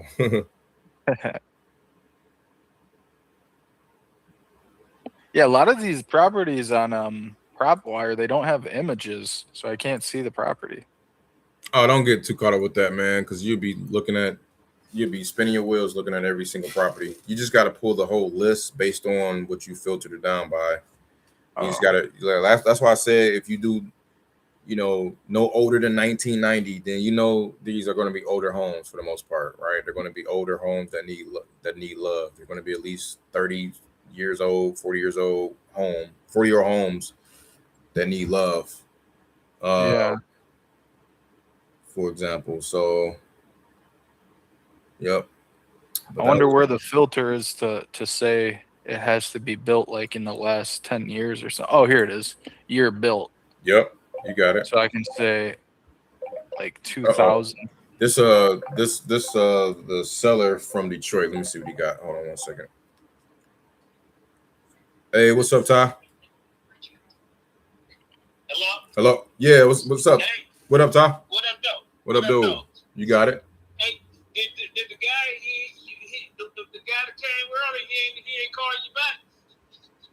The one that you said, the first one that came by. The second. Oh, the second one. He was. Yeah. We was waiting on you guys to give us a shout because I know you said that she made a run. So yeah, she wasn't there. She had to take the baby to the doctor or whatever. I mean, is she in that area every day? Because I'm gonna see if I can get her.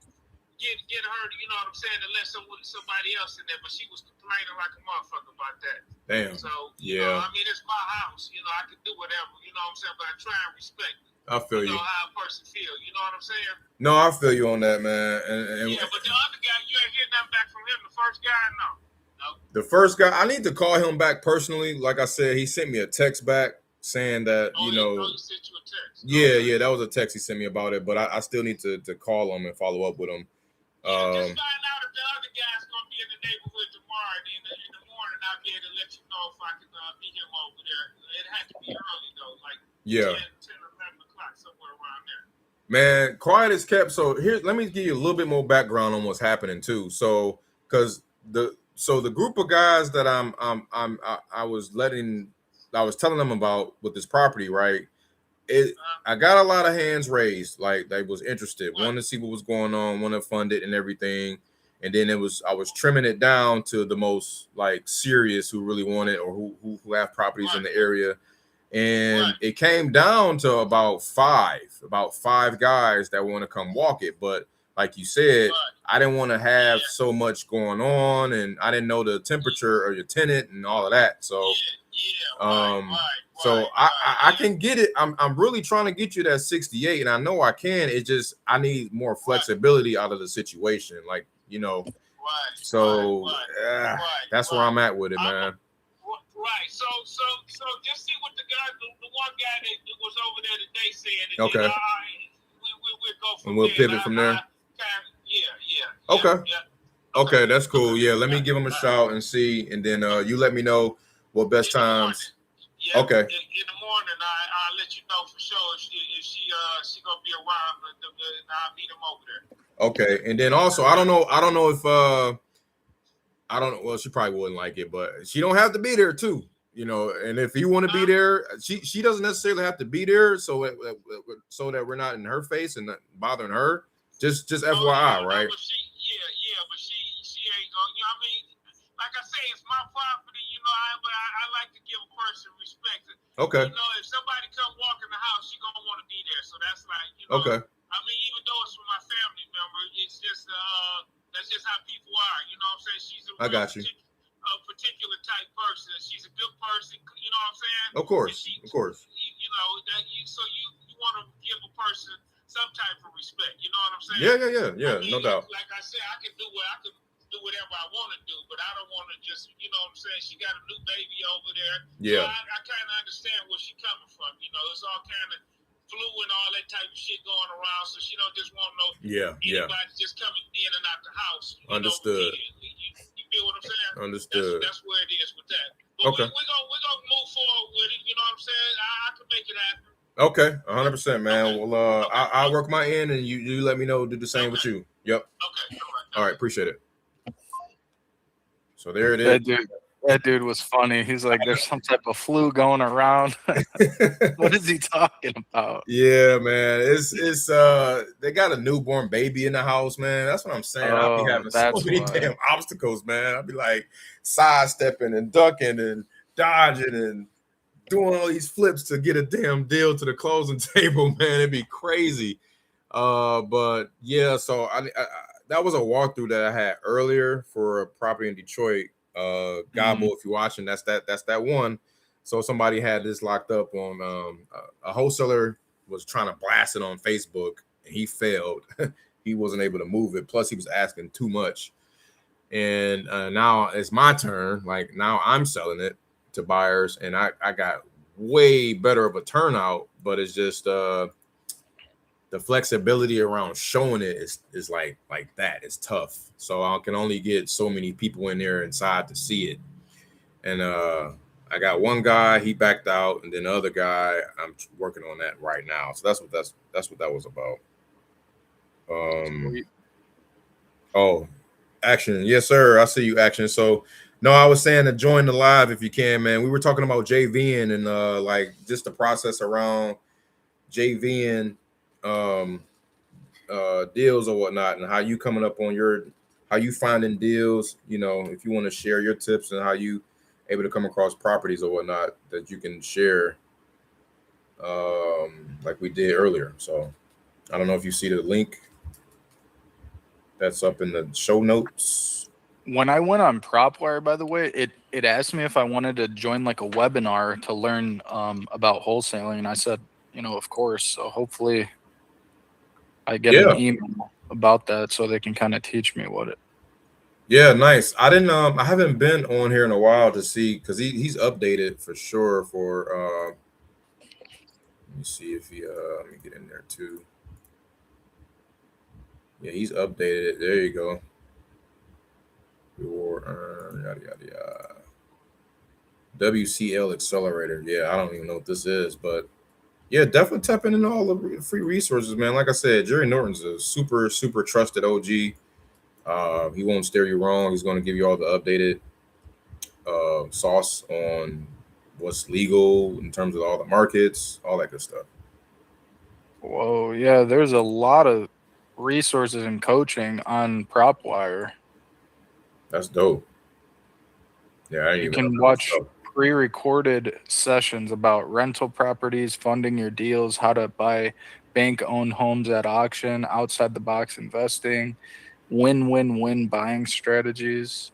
Mm-hmm. This is a different coach than Jerry. This is Spiros Vuritis or something. Okay, I see. Strange. I don't know how to find the coaching video that they sent me. Yeah, definitely check it out. Oh, here it is. You can I'm probably look at it and see what they what's new. I'm always learning, man. I never stop learning. So that's good. So I need to update my notes for him. He's going to see. Let me call Abraham. So this is the buyer. I'm going to try to reset him up for tomorrow.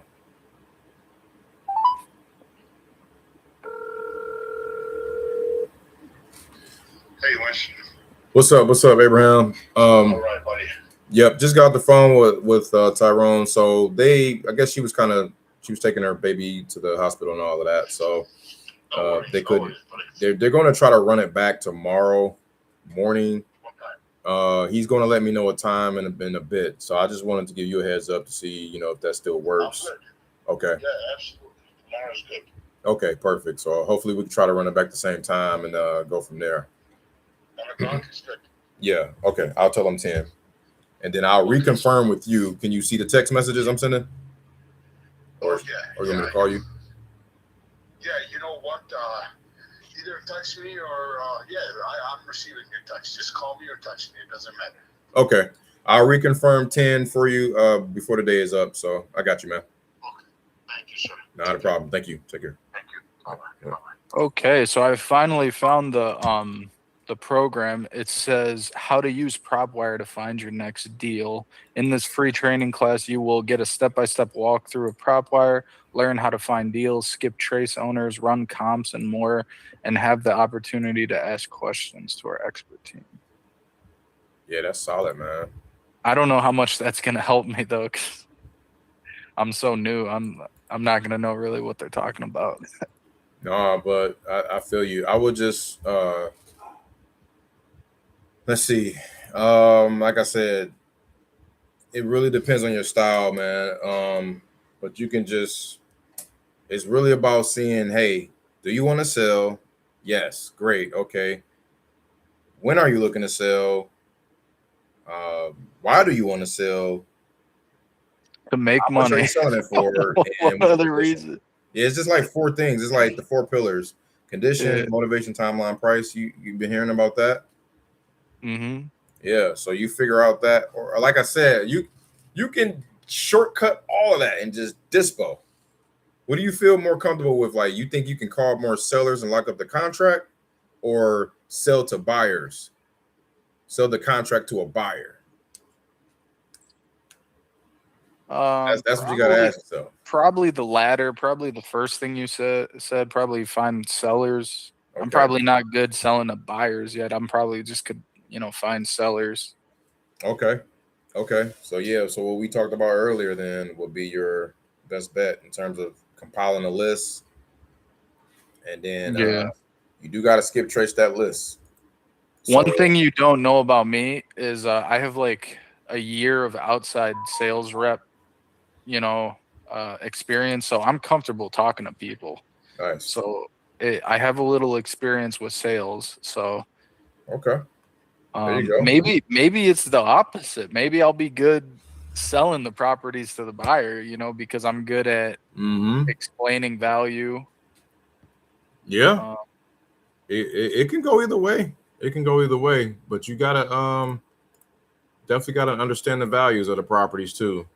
And right. I saw you said you were in Texas when you got bit by that dog. Why were you taking pictures? Like, you're like taking pictures of the roof, like you're just up there like, oh my God, bro. That is a funny, long, crazy story. But no, I was walking a property. You just reminded me I need to call him too. I was just walking a property, and I normally don't do this because I'm in virtual markets. I'm wholesaling remotely, so I'm not the one that's out there taking pictures. But since I was on my way home from Dallas to Austin, I figured I'd stop through there because there was traffic, and I was just like, you know what? Let me dodge this traffic. Let me kill some time. So, and I've been calling him on this live for like the last 30 episodes, and he hasn't picked up, and he finally picked up. So I'm like, yo, finally, yes. I'm in front of your house, man. Is anybody there? Can I walk it? And then I ended up walking in the inside, and his son was there. I saw the property. I said, hey, you got any pets? Is there any pets in the back? He's like, no, it's no pets. I said, perfect. So I go on the side of the house. I'm taking pictures of the roof. Because I got to show my buyers this. All my buyers are going to want to see this. Mm-hmm. So I'm just trying to be a step ahead. And then I turn to my left, and I hear some dogs barking. I said, oh, here we go. Let me get out of here.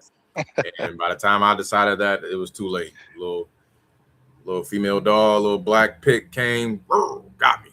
That's fast. Unfortunate. I know, man. So yeah, I almost got bit by a pit bull when I was doing outside sales out here in this area. I think it was out in the Collinwood area. You know that area? Collinwood. Damn. So Collinwood is like a little area by Euclid over here, like to my Euclid, I know east. where that is. Yeah, and I was just walking, just strolling by this neighborhood, and these people had a pit bull, no leash, and the pit bull just ran up to me, and I was like, "Oh, please no! Like, I'm not threatening. I'm just walking, looking this way." Yeah. And I literally put my tablet up to the pit bull's face so it couldn't bite me, and then it just like the owners called the pit bull back, and then thankfully I didn't get hurt. But man, I was like, dude, I could have got destroyed. Oh man, for real. By this pit bull. I'm pretty sure it was a female one too, like you said. Female ones are feistier, man. I'm telling you, man. It's something that the territorial thing that got going is horrible, man. But yeah, it's all good. I live to fight another day. If I could even close a deal for freaking $5,000, I'd be happy. I'd be like, woo, it's a little win. I'll probably end up I don't know, man. I might get you something, man. I might give you something to help me find a buyer for to kind of start things out, because that might be because it'll already be set, but the only thing about it is, let's see, a lot of these deals are look at that. JV guy just told me he needed a 3-bedroom ASAP out in Michigan, Flint, Michigan. There's a lot going on up there, but it's just be like it's a push and pull up there. So yeah, we'll figure something out. We'll figure out a game plan, man. I used to drive up to Michigan. I love that place. I got Toledo. I got a bunch of leads, man, that I need to upload. But so you just need to find buyers for the property, right? Yeah, it's crazy. I need both. Like, I got a bunch of leads, and some of them locked up, which need buyers, and I also have buyers that's looking for deals. So it's kind of, I'm like on both sides of the fence right now. It's crazy. So I'm trying to get myself on just one side. I gotta flush out all this stuff and just be on one side of the equation here to make it easier. So what do you mean when you say I might have something for you? Like, you want me to help you find buyers? You don't have to do that, because I got them here. I would need you to maybe call them. You can call the buyers and say, hey, we got a property under contract, or we got a property off market that we're looking for $50K on, $40K on, whatever, right? And see about because I got 7 of them right here. I'm down to do that because it'll get me comfortable speaking on the phone, and then I'll start learning, what to say to them. Yep. That's it. So I might just send me the information over, and I'll try and find some people, I guess, that I can reach out to. Yeah, this would be a practice list, man. We can practice with this list here, this list of 7. So I had a buyer that I sold to. She got 7 properties herself that she needs to sell. So she sent them to me, and she got pictures on all of them. But to be honest, I want to make sure you got something that ain't too high, something that's not too high. Something like 60, 70K, or? Well, something that's not like priced too high. Like, it could be whatever price, but I don't want it to be too high than what it's really worth, Yeah. So that's what I gotta divvy out. But yeah, I'll look into that, man. Let me finish calling a few of these, and then I gotta jet up out of here. We're approaching that 3.5 hour mark. You're killing it, man. It's crazy, man. 3 hours, 4 hours every day. Freaking insane. I gotta go get some food and feed my brain. Did I send him? Here, let me send my contact card. 910. Okay. 1 second.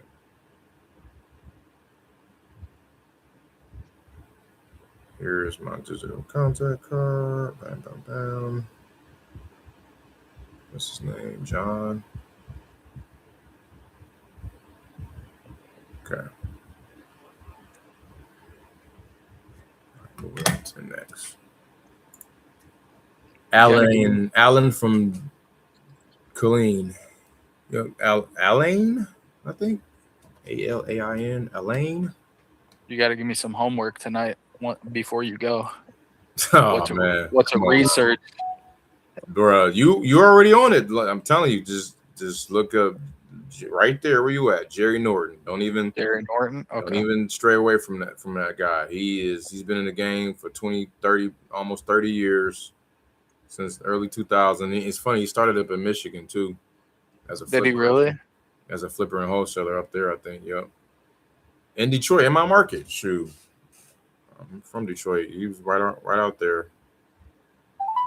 Early 2000s. Let me guess your age. You're about 36. Man, I appreciate it. Be 41 next month. No. Yeah, you look like you're barely like in your mid 30s, like that's funny, lower man. 30s.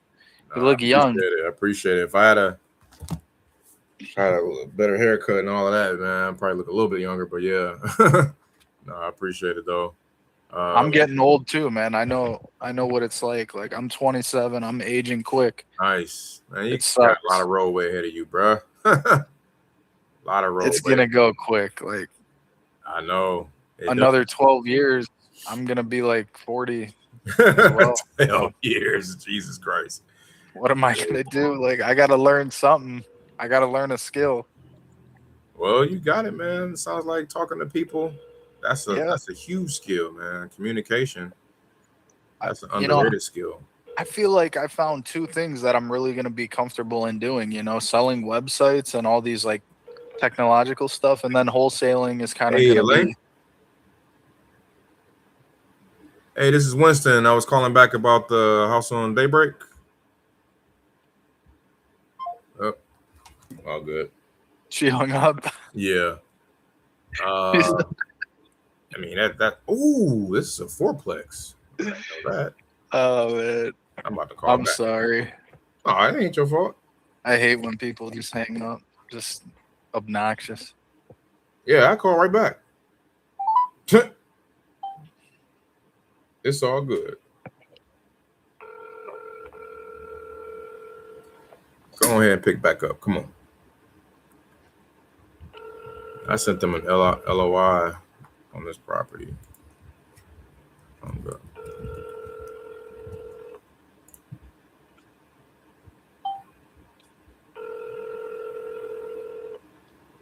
Hi, this is Alan. Leave a message at the tone. So it is Alan. Why is it spelled like that? What's up, Alan? This is Winston, man. Sorry, I was calling back about the fourplex, one on Bermuda and Daybreak for you there in Colleen. I don't know if you still have those available, but let me know if you can. You can reach me on my cell, 512-815-2292. Thanks. All right, whatever. Left voicemail. Dang it, I haven't. I've called 22. So here's a score. Wait a minute. This is the 5th. Oh my God. I messed that up. Wait. Okay.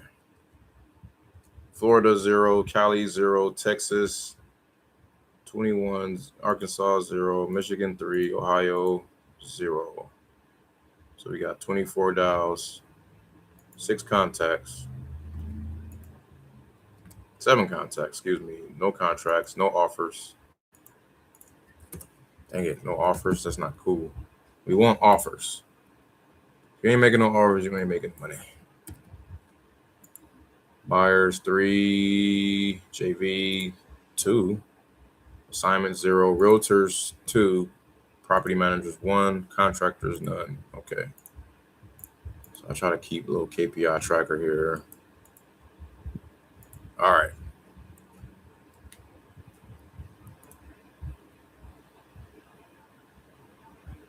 I remember this guy, Tatsuo Howard. Tatsuo. Interesting name there. 332. 34. Thank you so much for the help, by the way, Winston. All day, man. Of course. I appreciate it. Absolutely, man. Anywhere Your call has been forwarded to can help. voicemail. Like the amount of knowledge you taught me in just like the past 3 days, just like when I really started focusing on it, like I have a way more clear head. Like at first when I heard you talking and all this, it seemed so complicated, like for a newbie. Like I had no idea what you were talking about. You're throwing out these big numbers like this property, 800,000, great deal there. And I'm like, what is he talking about? Why? I was like, where's the money? How do you make it? And now I understand like Yeah. process of it. You know, it's not so overwhelming at first. That's so funny, man. No, I could appreciate that, man. I do this not even realizing like there could be people that's new or not that haven't done this that want to do it. I just kind of just boom, just go right at it. So you're hey Ty, how you doing? I'm good, man. It's been a while, man. You probably don't remember. I don't know, but this is Winston calling you back from Austin here about the property on Jeff Scott. Oh, yeah. Yeah. What you got for me, Winston? Well, what was that? I had a friend in elementary school named Winston. Oh, did you? I remember your name. Nice. Well, yeah, man. I was just seeing it. First off, I guess you still own that one too? Yeah. Okay. Did you still had any plans to sell it, or what's new? What's going on with it? I'm in price is the same. Okay. Price is still the same. What was the price then? 400,000. Still at 400,000. Okay. And you still at 2,700 a month for all four. No, I'm not. I am at 30, I don't know, 33, 32. Okay. I go with 32. Because I raised the rent, I renovated one of them, and I raised the rent, but I still sell for that price. Okay. Is it okay? 3 of them are just as is, and then one of them was renovated. Was it? Yeah. So I'm waiting for people to move or what they gotta do. Then I mean, if I don't sell it, then I'll go ahead and, renovate those too. But I want them. I don't know what I'm asking myself. Yeah, dude, I was in a bad place back then. Well, I was just like the Contractors place was on. Get off on that shit. The Contractors place was in a bad place, but I had to get one of them renovated because they had like $5,000 worth of damage. Oh man! Wow. Okay. What happened? And the tenant didn't do anything about it, so it crashed. It went to the ceiling and all that other stuff. So, yeah, of course. I got you. Man, it's always something when them tenants don't hold up their end of the bargain. I get it, man. Did you? Let me see. I want to make sure I'm looking at the right unit mix. Those were 2 1s each one. Yeah, 2 1s. 2 1.5. Yeah.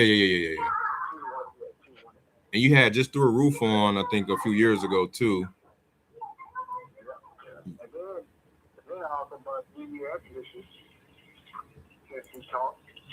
Got a new AC? Nice. Well, two of them is a year old, and the next one is they got a lot of work. Okay. Like I said, I still sell it, but it's just that, I need to get that one up. So that's what sounds. Okay. Gotcha. All right. Well, I think that's probably on par for retail. It's kind of close to retail, but I get it. You know, you want as much as you can, and you're actually. Oh, no. Go ahead. No, you go ahead. I'm sorry. No, it's the same. My thing is the same thing. It's the capital gain because I gotta, I expanded the family, so Mm-hmm. but buy another house, not a rental property, but buy a house. So Okay. that's where that comes. So the capital gains is a thing for you. So you don't want to incur a lot of, you don't want to take a big tax hit. Right.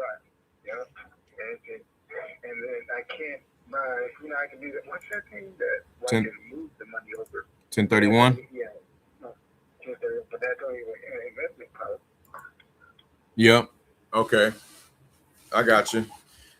So no, that's good, man. I mean, I would say that, typically you can still sell it and spread out your gains. You can spread out your tax implication on that sale. Are you familiar with, like, I think I told you about this when we will name a purchase price and then figure out how much a month and for how long, right? And then that way you get your purchase price and whatever money you collect that year, that's the income that you're responsible for, and it's spread it out over years instead of like that big chunky amount, like the big 400K amount. It wouldn't, you know what I'm saying? So you can spread it out. You can spread out your tax liability all throughout, I don't know if you say 5 years or 10 years or whatever, and that way you can enjoy more of the fruits and you can get that higher purchase price too. So it's kind of best of both worlds. And then you can turn yourself, you promote yourself from landlord to lender, because you're not responsible for tenants, you're not responsible for maintenance, upkeep, none of that, taxes, none of that. The buyer simply comes in and we structure a note and just do it like that. Don't even have to involve the banks. So it's definitely ways to do it, man, and be able to help you out with your tax implication worries. So we can look into that.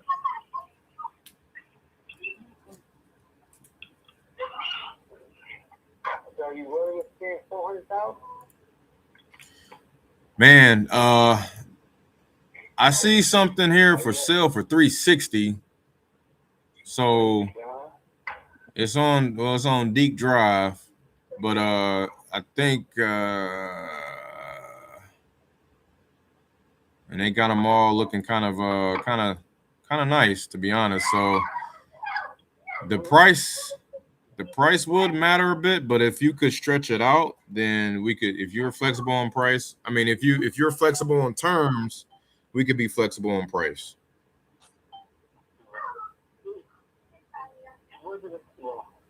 Could you call me tomorrow? Yeah, my bad. I ain't even asked if. No, it's okay. I'm cooking dinner. Okay.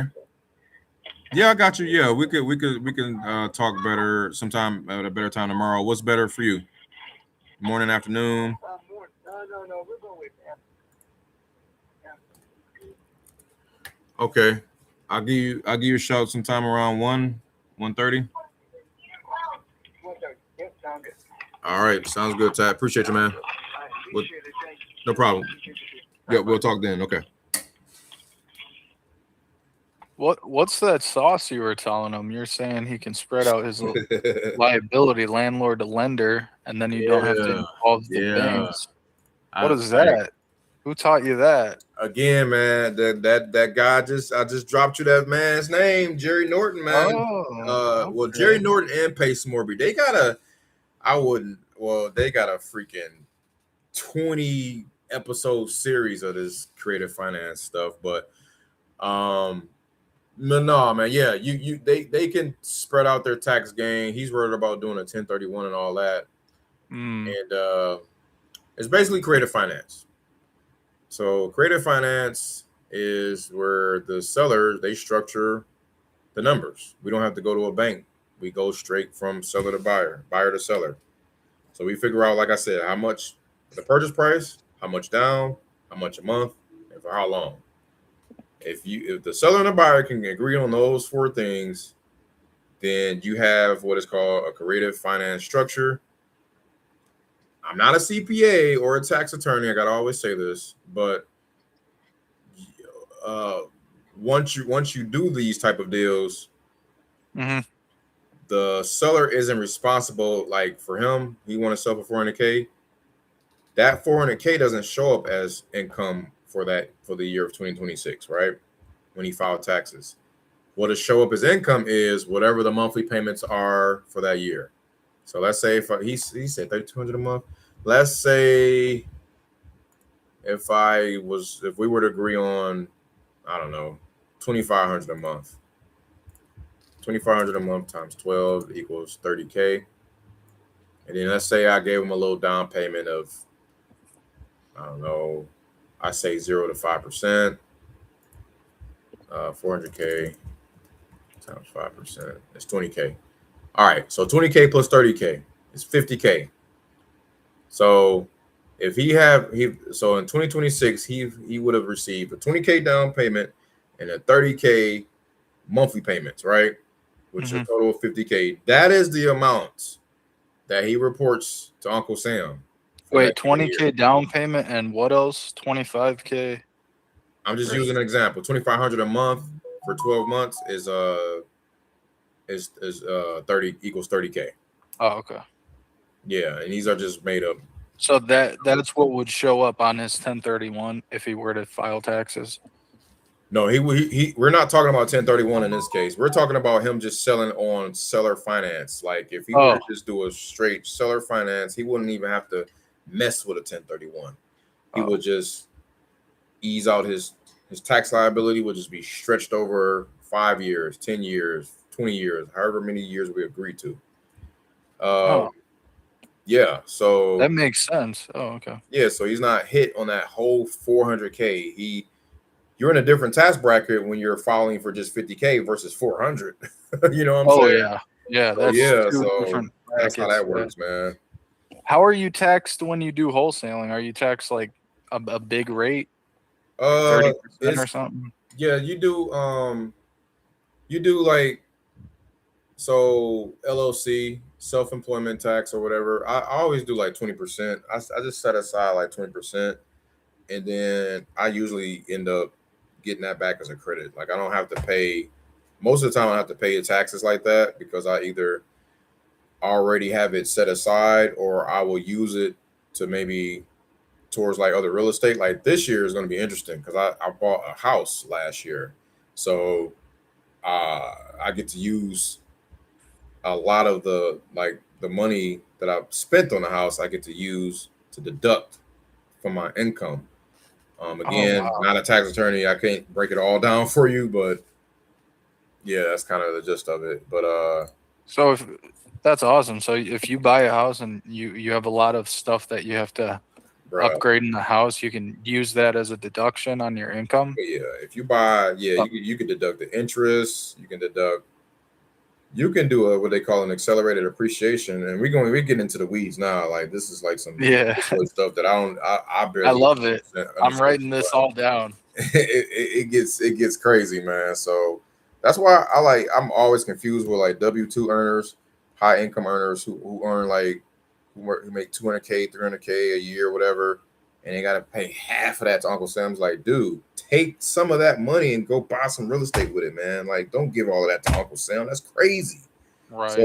So then you can mitigate your taxes that way, and you can your income won't show as high. It offsets. So, but anyway, that's just kind of the gist of it, man.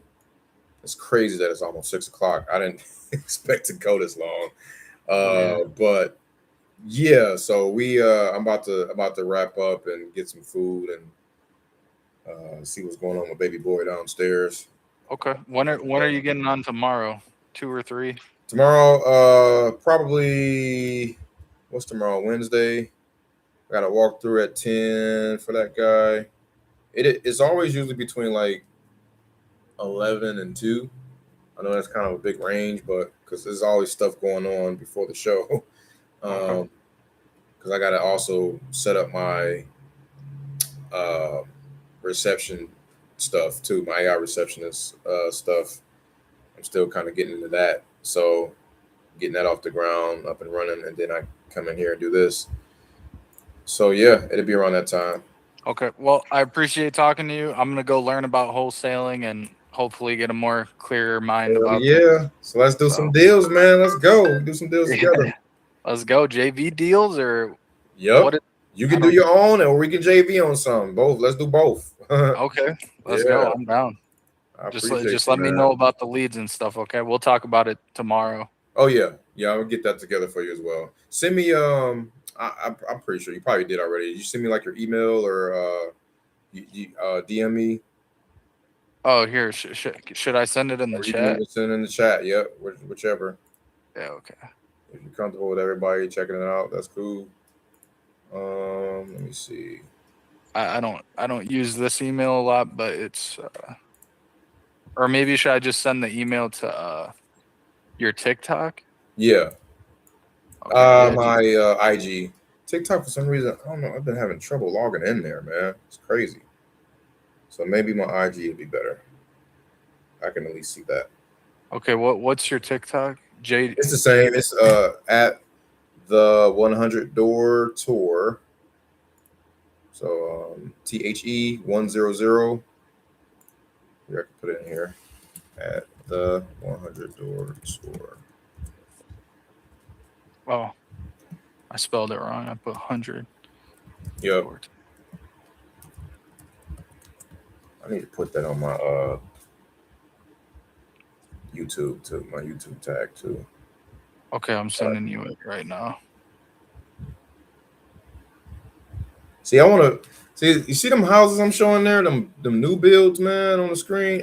That's where I'm headed, man. Like I want to build some shit like that, and because I sold that lot to these guys that built these houses right here, man. They look fantastic. No, they made a killing, you know, and I mean, I made a killing too, but they made a bigger killing. You know what I'm saying? So that's where I'm headed, man, and building these little like subdivisions and stuff. So what do you need on those JV deals? You need buyers?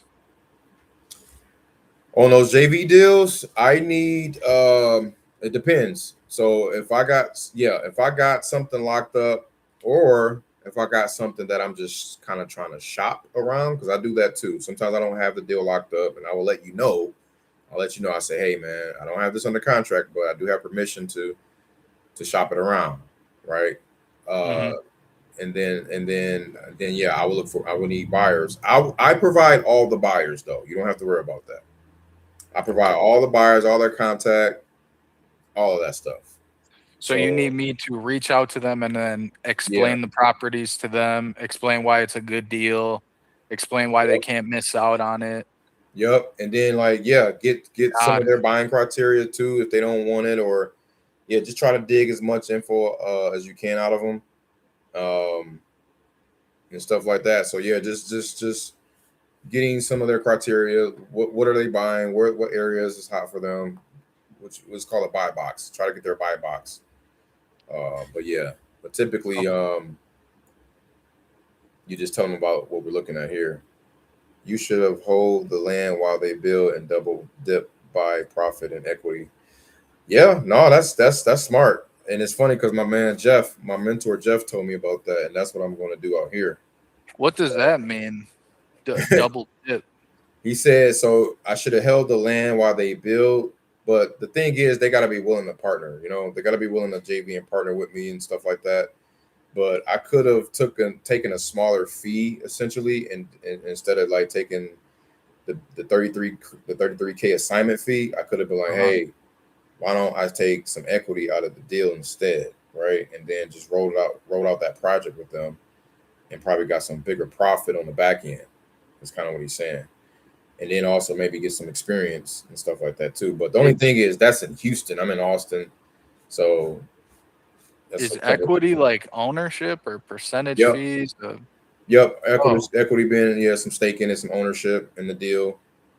So whatever they sold it for, if I say, hey, I want 5%, 10%, whatever percent, then I get some of that, right?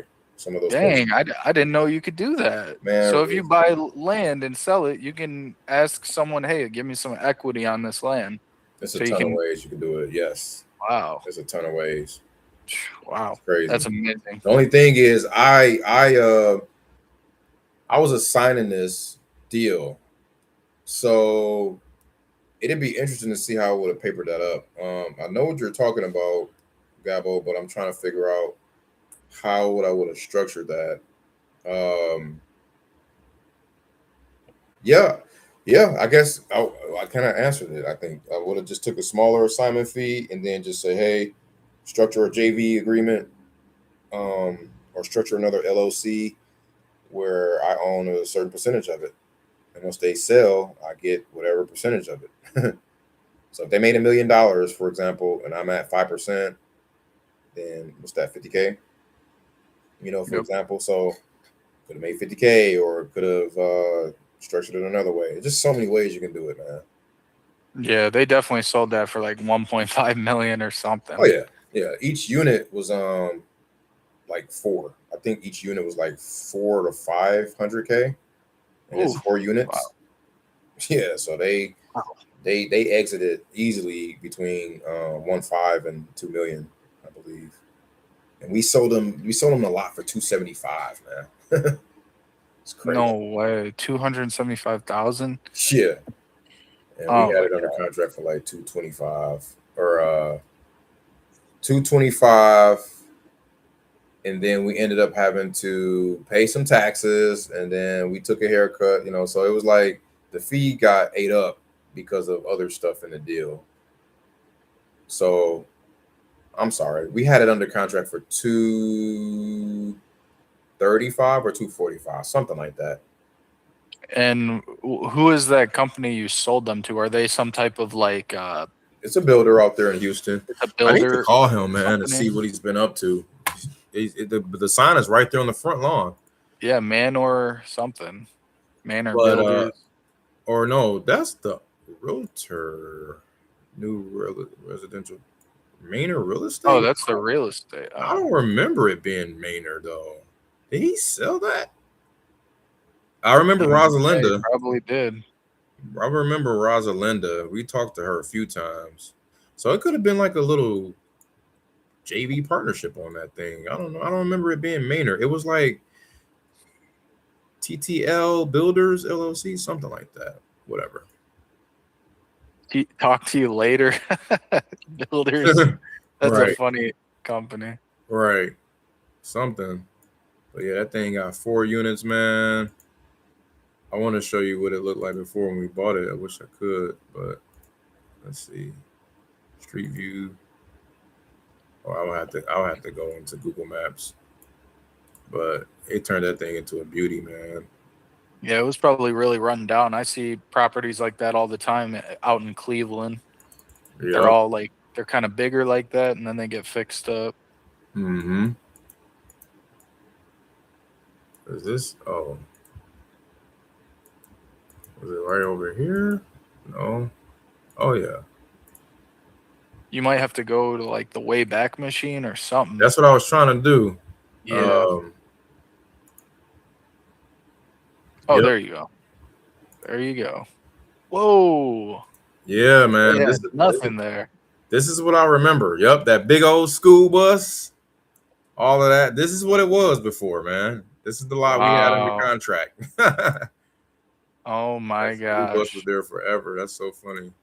Is that, what area is this? Is this a good area? Yeah, this is Houston, man. This is a little, it's like 5-10 minutes downtown from Houston. Oh, nice. Or 5 to 10 minutes from downtown Houston, excuse me. Yeah, man, they did their thing, and that's crazy. How much was the down payment for that land? Well, we didn't have to do any. We just got it under contract. You mean like how much was the earnest money? The earnest money was $100. No way! Wow, good job. I thought you bought the land personally. And No. We assigned the land to this builder. That's what I'm saying. We assigned it. Cool. 275 minus 48 is 220. Yeah, we did have it under contract for like 227, 225, because we took a haircut because of the back taxes and ended up netting 33. Yeah, and we assigned it for 275. So, but yeah, wow, this is what they put up, man. Out of that, that's crazy. Are you gonna do what that one guy recommended you to do next time you get land? Double dip and then get equity. I mean, I just might, man. Yeah, you should. I was already talking about that. I was already talking about that with, like I said, one of my mentors out here in Austin. Yeah. He just said like a novation. So a novation agreement. See, now we're getting into the weeds, man. I don't want to confuse you, but a It's novation okay. agreement is pretty dope, where it kind of allows me to take over the land and do my thing, and then list it, right, and then pay the seller out.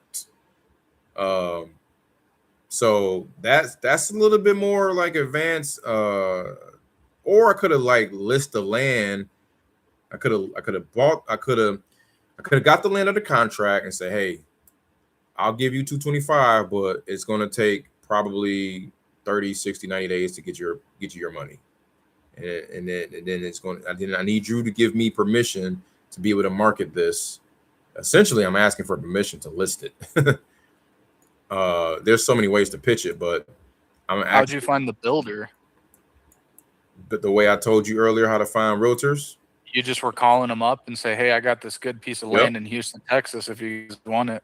Yeah, we were calling all builders. We were calling all builders in 77009 zip code. Wow. And then TTL builders or whatever were like, yep, we'll take it. Man, they was excited. They was like, whoa, hell yeah, just 275? We was like, just like, damn, we might have undersold this thing. We probably could have sold it for 300. But yeah, man, that was a nice rip. And they did their thing on it too. I didn't know they was building 4 units. I thought they was building 3 units. Jesus Christ. Yeah. And then down the street, I was driving down the street and I seen somebody did some of these. And I remember like another 4-pack. So like that's what I'm saying. Like if you get some land under contract, all I would do is look up whoever built these and call them and say, hey man, I see you guys did your thing here on 1922 Cochran Street.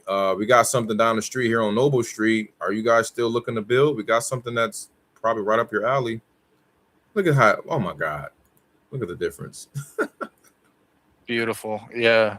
Is that a good way for me to start? Get some land under contract, tell them, hey, give me like 14 days, I'll sell this, and then just call every builder and be like, who wants it, who wants it, who wants it, and then finally close my first deal.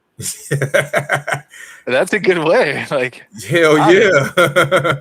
I mean, I would rather talk to builders than homeowners or like sellers or like these buyers. I want to talk to builders.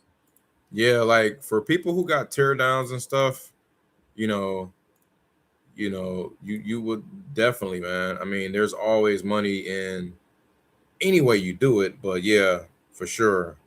Yeah, I don't know how the builder market is right now because I kind of follow some economic like advisors. They said the building market's like gonna go through a little slump in the next couple months. So I don't know if this is particularly the best market for builders right now. Yeah, I would do that exercise, man. The absorption rate is the solds to active, the sold properties divided by active listings. That's the absorption rate. But the pending properties divided by active listings, it's not really I haven't coined anything for that. I should, or somebody should, but that's the ratio that you want to look for. If it's above 40%, 30%, then you're good. But it's funny because I'm kind of curious now. I want to see what that is. You said pending listings divided by the closed listings? Pending listings divided by active listings. Active listings.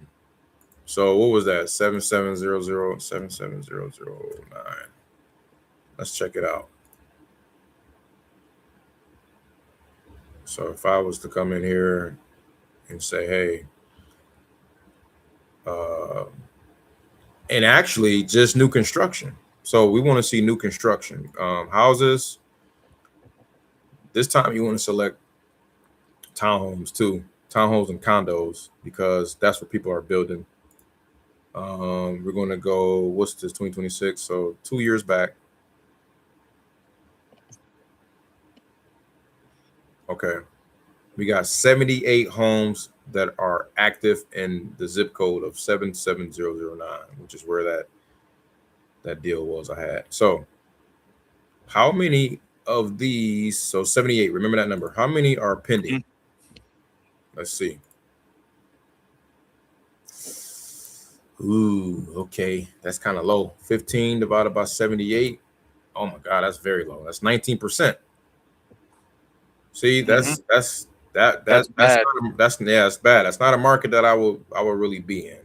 Even though you will still probably find some action and some guys buying, but more than likely less than not. Less you'll find less buyers out there really doing it, man. Yeah, that's low. That is low. I can't wait to get into wholesaling, man. People are gonna be asking me questions. They're gonna be like, "Teach me, Mateo. We don't know what this means." I'm gonna be like, "Yo," I'm gonna be throwing out all these big terms. They're gonna be like, "Man, you're a professional." I'm gonna be like, "No, I'm not. I just did my homework." No, that's funny, man. You got it, man. But Gabo, you said I would have given seller $350 to hold it and then do the negotiation. Why do that though? He only wanted $225 cash. He wanted $225 cash, and the end buyer wanted it for $275. So it was a 75 or 50K spread in there that got chopped down because of freaking taxes. But he said I would have given seller $350 to hold it and then do your negotiation. So I can do the same thing you told me to do with land, right? So I can just go to a area that there's a lot of land being built, like let's say North Columbus, Ohio. Like Columbus is a very quick growing city. I can look at how many active listings of land there are, and then how many what'd you say, pending? Do new construction. Pending and active, new construction, pending and active land plots. No. Don't do land. Do new construction. So you want to see the end result. You want to see houses, townhomes, and condos, right? The year built is 2024 and up. So in Columbus, it looked. Oh, my bad. That's show me Columbus. I'm on Columbus right now, but damn, it's 90 active. I'm sorry, 90 homes pending, and it is 100. Oh my God, 159 active. That's a 56% pending active rate, man. Ratio. Hell yeah, that's beautiful. I told you, Columbus is one of the most rapidly growing cities in all of the U.S. It's like top ranked.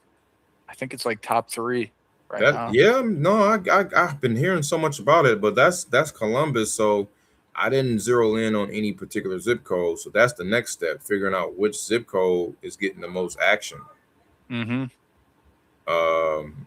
Which looks to be right in the center. Yeah, of course.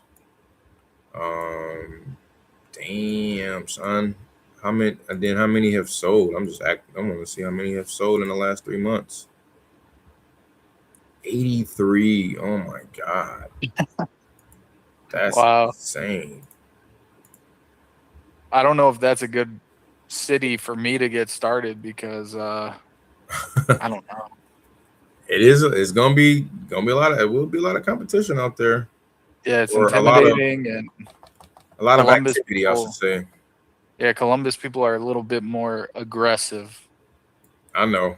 I want to go into like a chiller market where I'm not going to be like, I don't know, put on the spot as much. It's all good, man. But yeah, man, I'm out of time, man. So I'm gonna get on up out of here. But that was dope. I appreciate you hopping in here, and I'm gonna get back at it tomorrow, and keep it going, man. Awesome. Good talking to you. Likewise, man. Hit me up in the DMs. Yep, for sure. I'll see you tomorrow. All right. Yep. Holla back. Appreciate it.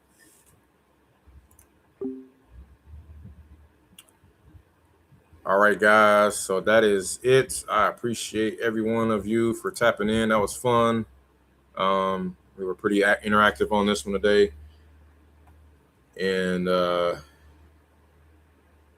we got action, man. We got action. So holla at your boy. Love y'all. Do y'all do something about it? You already know what it is. Stay blessed by the best. Like my man Agent says. Peace.